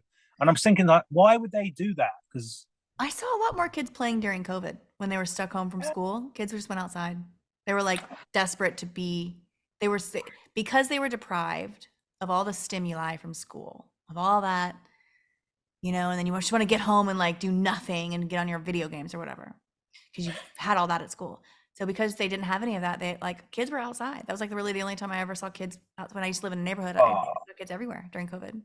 I love there was a meme. It was one of the greatest memes ever. It's like at the top, it's like kids in normal, a family in normal life, and they're all just glued to their phone. It's like a family in lockdown, and they're basically just skipping out in the sunshine in the garden. And Yes, that that was was it, man. it. That was it. Why are we scared? Why are we scared of lockdowns again? Why are we scared? You're, If it you're happens, not though. fuck, it happens, and it'll be great. It'll be fucking Yeah, great. yeah. Whatever Doesn't happens is bother. I gonna be don't think it great. bothers us. It's the normies that seem to be affected by it, isn't it? Like to me, a lockdown don't mean nothing. My life won't change. In fact, I'm pretty sure I get freed up a bit more. Yeah. That's how it is. That's how inverted it is. I pretty much get freed up, and yeah, it doesn't bother me whatsoever. But I'm um, not I'm not asking for it. I'm just saying whatever, literally whatever is thrown at our yeah, direction, we've got to keep a good mind about ourselves. We've got to remember our reaction to these things is what is our destiny, creates our But destiny. back to the school thing is they Yeah. reckon that kids learn better if they can wake up at 11 o'clock in the morning. Yeah, and So why are we not not doing that? early. Yeah. Why are we not doing that? Because we know why. And as for me, like, I can tell you right Mm-hmm. now, I fucked around till right in the last 6 months of school Mm-hmm. where I put my head down and I revised, and I got my I came out all right, and I literally it was the last 6 months, so I could have binned off the whole. I could have basically just not turned up. If I could go back in time, I wouldn't even waste my time turning up. You can actually just Kind of leave get it it to the together last there at minute the and end. pass Yeah. their stupid test. Because I remember a teacher told me once. He said, if you just mark D for everything, in ABCD type quiz, you're going to get 25%. You've already got a D in the Yeah. score if you just mark the same one, right? Statistically speaking. And that clicked with me. I was like, man, it's not about remembering their bullshit. It's just about acing their tests. Yeah. And it's all about that, acing their tests. And to be fair, teachers do tell you how. Usually before the test, there'll be like a lesson where they're telling you, like, make sure you do this and make sure you do Mm-hmm. that. Show your answer, even though it's wrong, because you'll get half a point. Yeah. They're telling you how to like score high without even being right. Yeah. So school is bad, man. That's what I'm getting at. School is bad. School's worthless. Just teaches you how to be in the system. It's just a practice for corporate life. It just teaches you to it teaches you that you don't own your time. It's just one of that. It just teaches you that and that you better that there's nothing you can do about it because like I remember when I was in second grade, second grade, I remember looking down the hallway, the row of lockers and having the sudden realization that I had 10 years left of this bullshit. I was like, holy shit, I'm only in the second grade. There's 12 grades. That's a lot, and Yeah. it was just like, dun, dun, dun. It hit me like a ton of bricks in that moment. I was like, oh no, I have so much. And I liked school. I loved school. I loved school, but I still recognized that, boy, Jesus, this is going to be a long, long time. If summer, Yeah. if summer feels like it lasts 7 years, summer as a kid felt like it lasts forever. Like if summer Yeah. feels like it lasts this long, what is 10 years going to feel like? I couldn't, at that moment, I couldn't fathom with how long of my life was going to be spent in school. And I was like, oh, and that doesn't even count college. And I'm like, oh my God. And then that doesn't even count the next forced, the next part of the process being at your place of work, which is essentially babysitting for adults. And it's just like, oh my God. They do. It's no secret that the current school system was based on Victorian school system where they were getting you ready for your job in the factory, where every Yeah. hour, ding, ding, ding, you'd have to swap positions in the factory. So like, Yep. why are we still doing it, man? But you Yeah. you went to uni, right? Yes. Literally, like, was it local uni or did you go away for a uni? Did you I went to quote unquote out of state university, but it was more affordable. The university I went to, I got a scholarship, so it was more affordable than my in-state option. And it was actually close. It was only a 2 hour drive. like American Pie? You didn't go live in one of them, A dorm whatever they room? call? I Yeah. did. I Oh, did. you I had did. the I Okay, had the okay. complete college experience. I rushed a sorority. I lived in the dorms. I didn't end up joining the sorority because I realized like after like the rush process, I was like, oh, this isn't for me. I was going to. I was picked by it was Pi Phi, which means nothing to most people, but it was Pi Phi pledge. I pledged Pi Phi, went through the whole process of like the first semester of like kind of like getting in, your pledge and you have to do all these things with the people that are in, and then at the end of the semester you get and the ceremony, you get in the ceremony. I after the Ooh, it was not for me. I could tell. I was like, I didn't enjoy doing any of it. I was like, I don't like any of this stuff. This is not for me. I'm not one of you. This is not for me. And I didn't end up going through with the whatever, I'm forgetting all my pledge words, but yeah, where you become So officially. was the point that like if you did join it years later, like Freemasonry, you can just give the Pi Phi, handshake and hook Yes. you up and that. The networking element was absolutely the draw was what and I've literally never met a Pi Phi in my professional life. I've literally never been in a room where like, and I know the secret handshake, but like I've literally never seen a moment where I'm like, oh God, if only I had went through with it, I could go talk to that woman over there, and I get an opportunity. Like literally, it's never been ever presented as something that I should have done. So weird, yeah. And but that's what they tell you. They tell you that it's just going to open up like a whole universe of opportunity if you do this thing now and you pay thousands and thousands and thousands and thousands and thousands of dollars while you're in school for this stupid thing. It's not cheap. Pledge, you had to buy all these outfits, and that was not cheap. It was so silly. Oh, really? Yeah, Wow. yeah. There was like, I'm in a right at this moment. I'm in time. I'm in a university town, and they're mm, obviously all coming back. And I'm just, I'm having a coffee and I'm watching it, and I'm just thinking it does look very interesting because you've got such a mix of people now all together in this one place, and this whole town here. I'm not going to say where it is, but it's basically a university town. That's what's keeping this town running. Like without the university, this town wouldn't exist. So the bars, the clubs, the fast food, the Uber Eats drivers, the coffee shops, it all revolves around the uni student. So yeah, man, it's just very, very because obviously they're very, progressive and stuff. There's a lot of like purple hair and mm. trans, whatever. I don't know, man. But at the same time, I think, yeah, man, it does look like a good time to just party. I don't know about the actual qualification you get, whether it's worth anything, but as a time to go and just get shit faced and live a life that's a little bit carefree for another couple of years. Yeah, Yeah, man. no response. For the majority of people that I went to school with, it was a period of time where you have unlimited, unfettered freedom and zero responsibility. Most people's Yeah, parents were paying for their schooling and their housing, and so they were just off at summer camp. College was essentially like a prolonged summer camp that you still had to have your responsibilities were your schoolwork. It wasn't that rigorous, but you had to show up, get it done, do the whole rigmarole of taking the tests, being not having too many absences. Like you had that responsibility, but you didn't have to have a job necessarily. I worked summers when I would come home. I had, from the moment I got home to the moment I left back to school, I was working. um and then I did that, afforded me to not have to work while I was during the school semester. But I buckled down. I was like a party girl my freshman year with the whole sorority thing.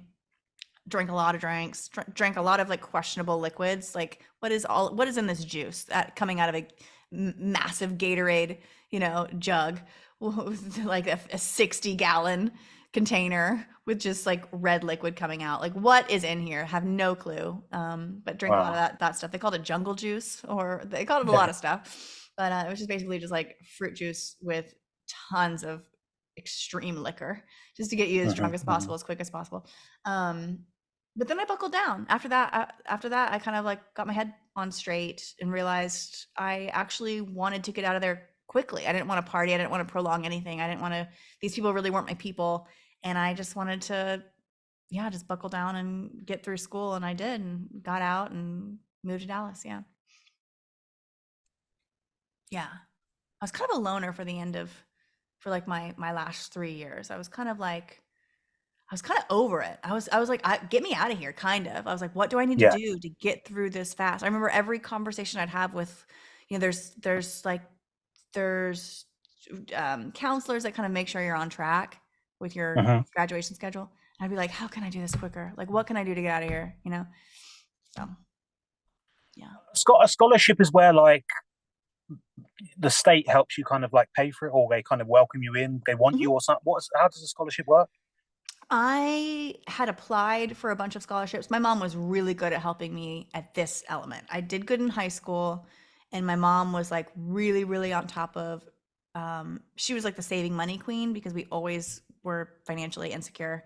So she was like, here's all the things that you can qualify based on your grades, based on your activities. Yeah, No, because scholarship yeah, is there's when. like even like from what I gather, like there's people that are like really good at like American football, and the college or so uni or whatever will want them, and even they know they're not going to be very good academically, they just still want them playing football, right? Yeah, academic scholarships. Universities have two buckets of money to disperse: academic funds for academic scholarship funds, and athletic scholarship funds. Some people get full rides just on academic, full rides based on athletics. Full ride for academic doesn't really, it's not as common. You have to be you have to be like the most excellent student across any whatever measurement to qualify for a full ride academically. It's pretty rare, but a full ride scholarship, which means they basically pay for literally everything, every cost that you may incur as being a student, including little stuff like parking. They're going to pay for everything. Yeah. You're not going to have not out of pocket at all. That's full ride, and that's most common with star athletes that they're trying to recruit to school. Yeah, but it's pretty common with athletic programs because they have a lot of money for that sort of thing. Yeah, and these full rides can be hundreds of thousands of dollars. It's not it's not cheap. I mean, like a full ride to a college uh like Notre Dame, it's a private Catholic, very expensive school, but they have a good, they're known for their football program. Not that it's all that winning, but it's storied, it's known. But that school is like $100,000 a year, easy, depending on what program you're in. And yeah, that's like $500,000 for a full ride scholarship if you play 4 to 5 years, because athletes can play 5 years, eligible for 5 years if they sit out their first year, red shirt. Anyway, blah, blah, blah, blah. Yeah, so you could have like 5 years of college paid for, $500,000, $500,000. Wow. Yeah. It can be lucrative, but then sometimes athletes. One of my best friends in college. Yeah, I know like a lot about the athletics program through her and her family. Anyway, but the academic side of the athletic program, which is kind of interesting. But yeah, a lot of athletes, they don't really pursue, they are just trying to get picked by the NFL. They're just trying to get drafted, and they kind of squander all of that, and they don't really take school seriously.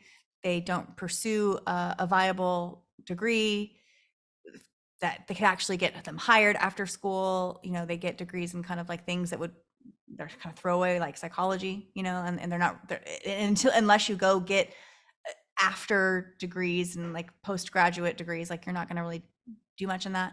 Uh, let's see. Anywho, school. Yeah.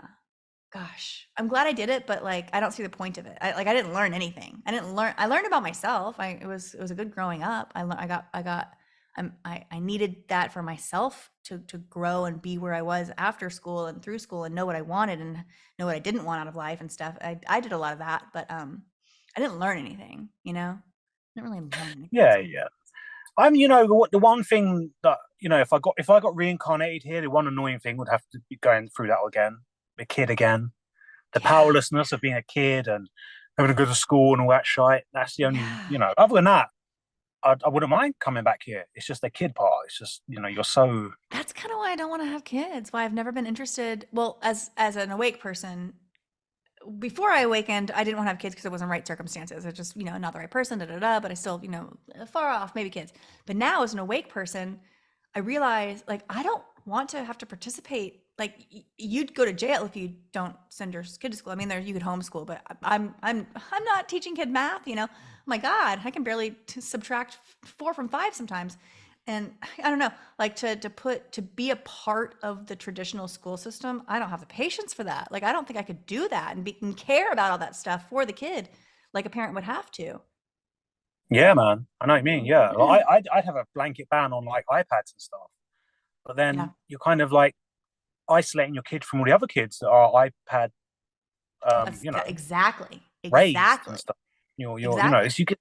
It's a bit of a lose lose situation, whichever way you do it. Like you might think you're doing the right thing, but then you're now putting the kid. Yeah, man, you're isolating the kid from the other kids, and I don't know, man. Yeah, I'm the same. It's just seems like a bit of a lose lose. Like, Yeah, and it's weird because I would have the inclination to shield my child from technology, but that's hypocritical because I think that I am who I am and how I am today because my parents always introduced me to technology.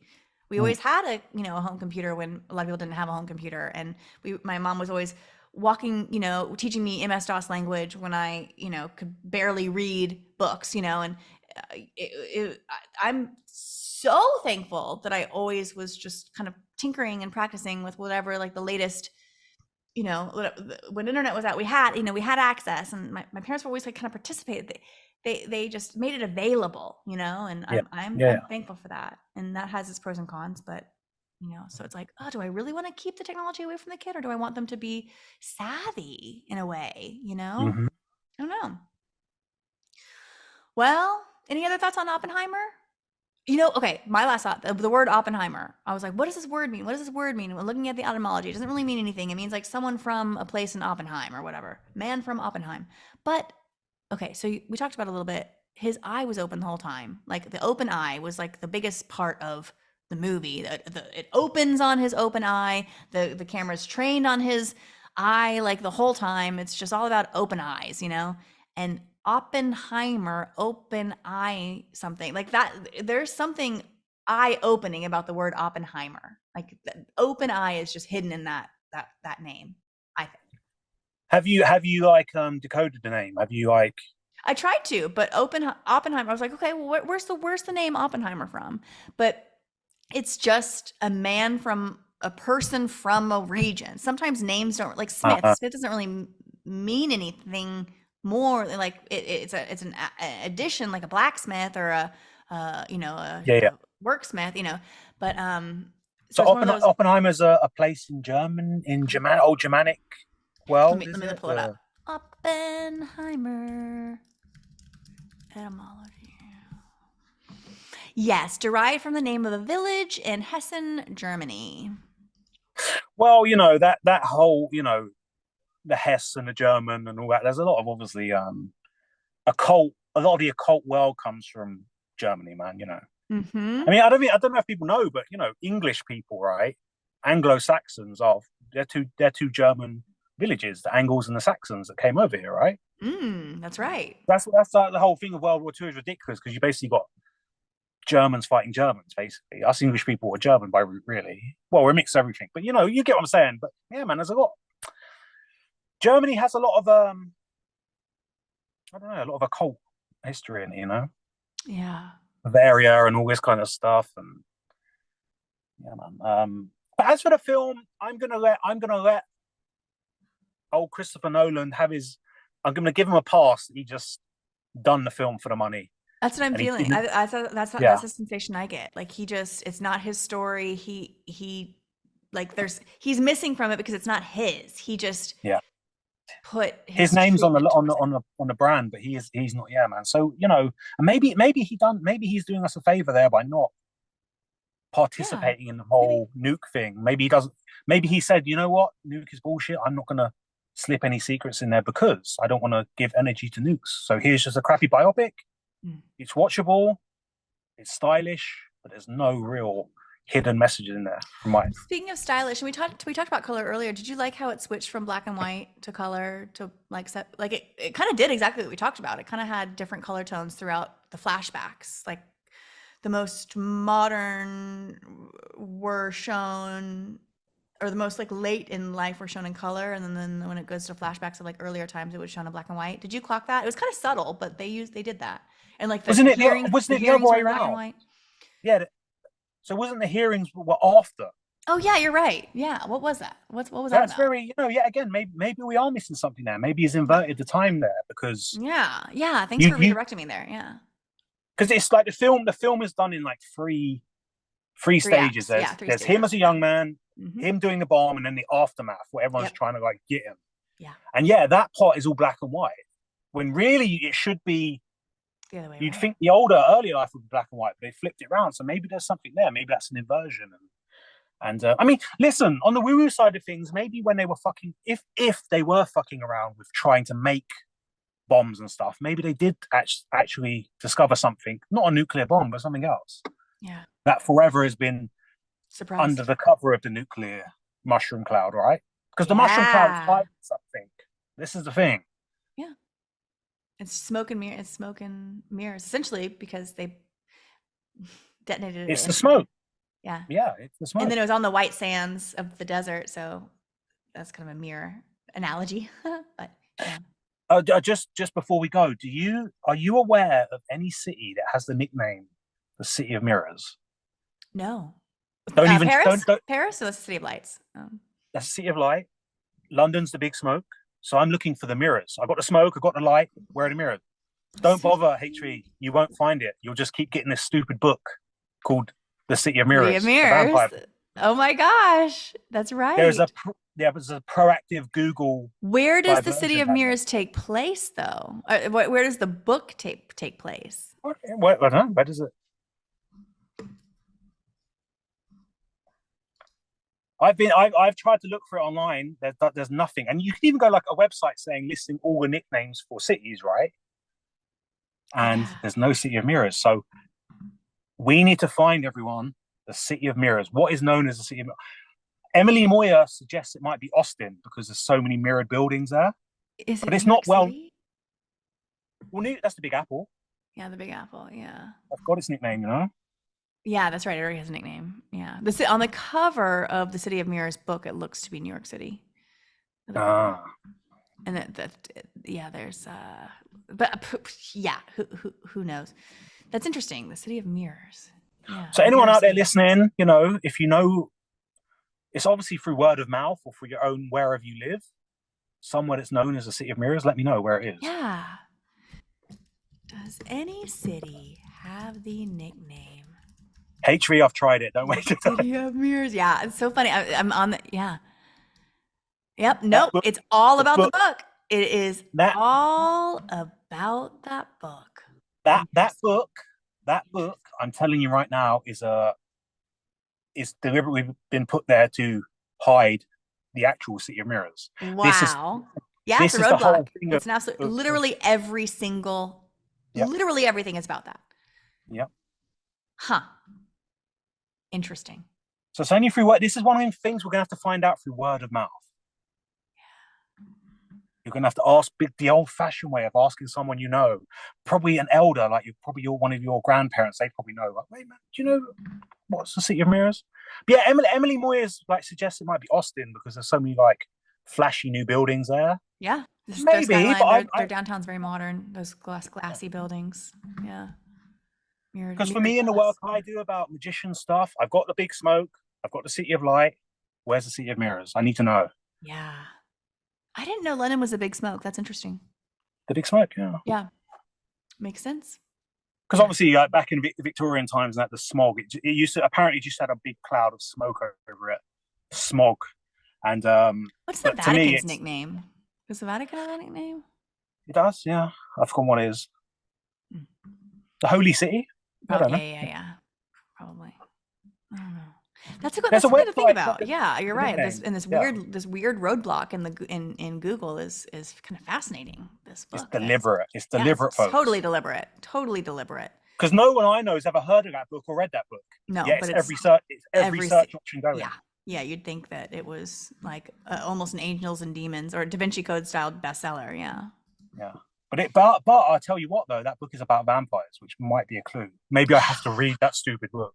Maybe you do. Maybe you do. Well, we've been having conversations more and more on Realize Radio about, energetic vampires, what conceptually, whether or not they're like sucking your blood through your neck with their teeth, or they're somehow siphoning off your energetic, Yeah, spirit, through this the medium of this world, without yeah. your Yeah. awareness, what's really happening. Metaphor and allegory, man, 100%. Yeah. Hmm. They Hmm. exist. They exist. Man, I've dated a few, man. I know they exist. I've dated you know, just riding off you, Yep. just deliberately trying to like piss you off all the time so they can just Yeah. ride that. Yeah, Feeding off man. of For that real. energy. Yeah, we all know friends and potentially love interests that have been that to some degree. Yeah. Potentially even our own selves from time to time. Yeah. Oh yeah, yeah, Yeah. Hmm. Well, Les, you are an amazing thinker. I love talking to you. I could talk to you for another couple of hours, easy. And I hope we connect again soon. It was too long. It was too long. Do you want to fill anybody in? I mean, I hate to let you go. We haven't even talked about going to Greece. We haven't even talked about your Oh, adventures. we'll do that another one. We've done a good 2 hours. I think it's good not to go too long for people. But Okay. HV, if it's okay with you, I want to put this on YouTube. Okay. So when you send it to me, you know, cut out anything you don't want on YouTube, but also let people know. I'm obviously in the beginning going to Not let the people know. video. I wasn't. No, Not audio. the But I'll put a video. picture up. I'll just put a Okay. picture up of us, our little Yeah. Oh, I avatar. was like, I'm not. I know you've got your little avatar, but I was like, I'm just chilling over here. No, I no, no. Audio. picked my nose the whole time. He. Well, message me after. You might not, No, I'm because kidding. No, the audio is great. Audio is great. yeah, yeah. But obviously, Realize Radio should probably promote it. Yeah, that'd be great. That'd be awesome. Yeah, Yeah, I yeah, love yeah. that.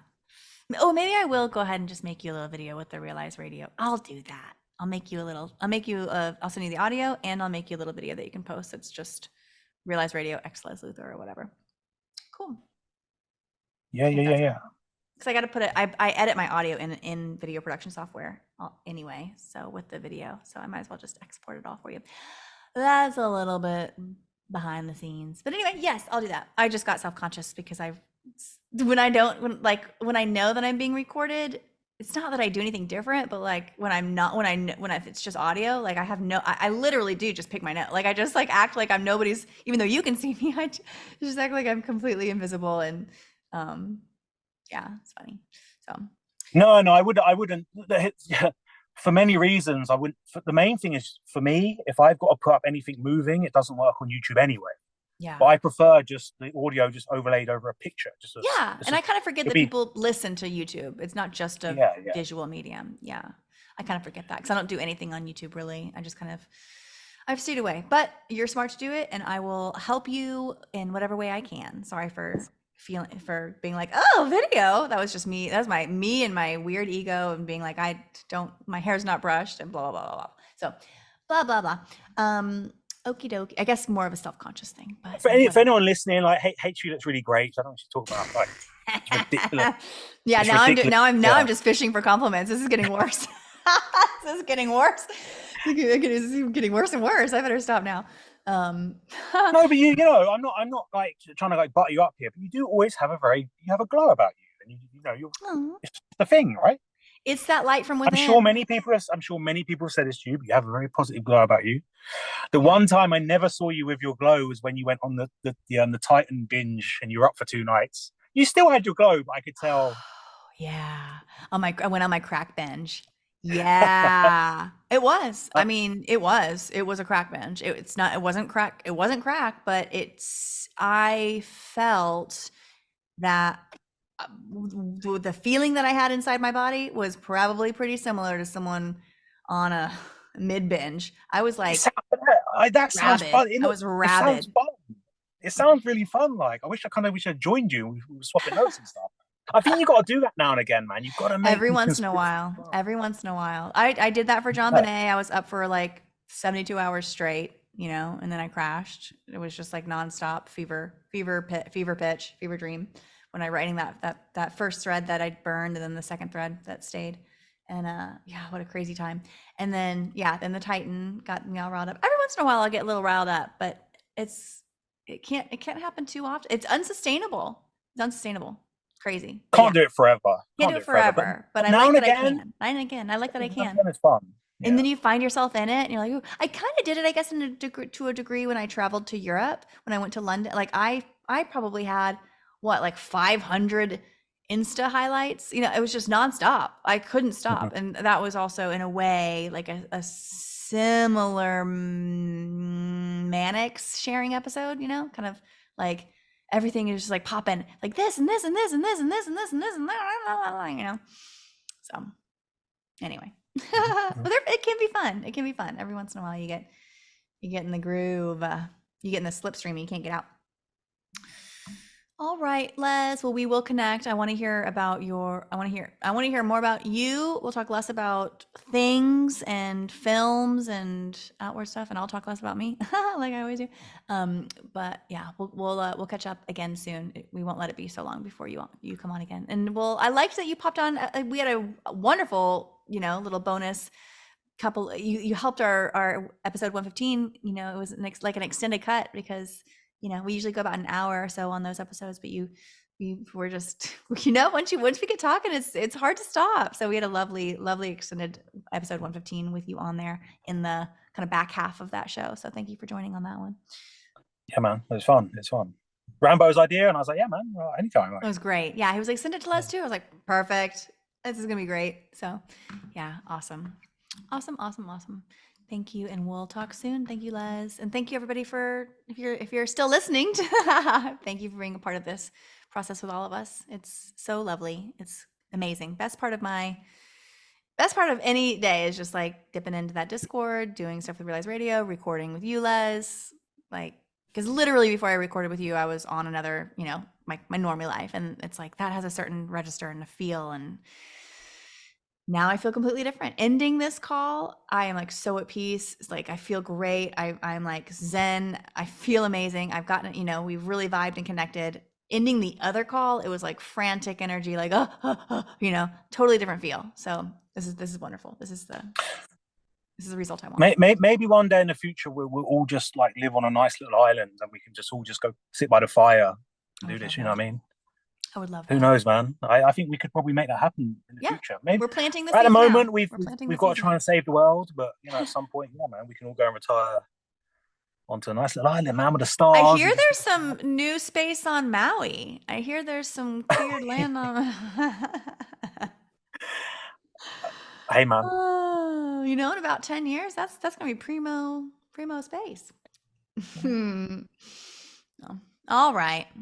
Jokes aside, I don't think that the destruction's really what they're showing us. I think there's more to the story, and I like everything. I don't think it's as bad as they say. Life is quite beautiful if you just take a minute to tune out all the awfulness, and it's actually quite beautiful. Thanks, Les. Thanks for this incredible playing in this sandbox of we've got going here, and always keeping me on my toes and keeping me expanding how I can think and approach this whole endeavor. It's wonderful. And thanks to you as well. Obviously, all of that returned. All of that Yeah, returned. so fun, wonderful. Appreciate you so much, so much, so much, and all of you out there too. Appreciate everybody. Everybody's part of this. We're all in it together, and a rising tide lifts all boats. Thanks, everyone.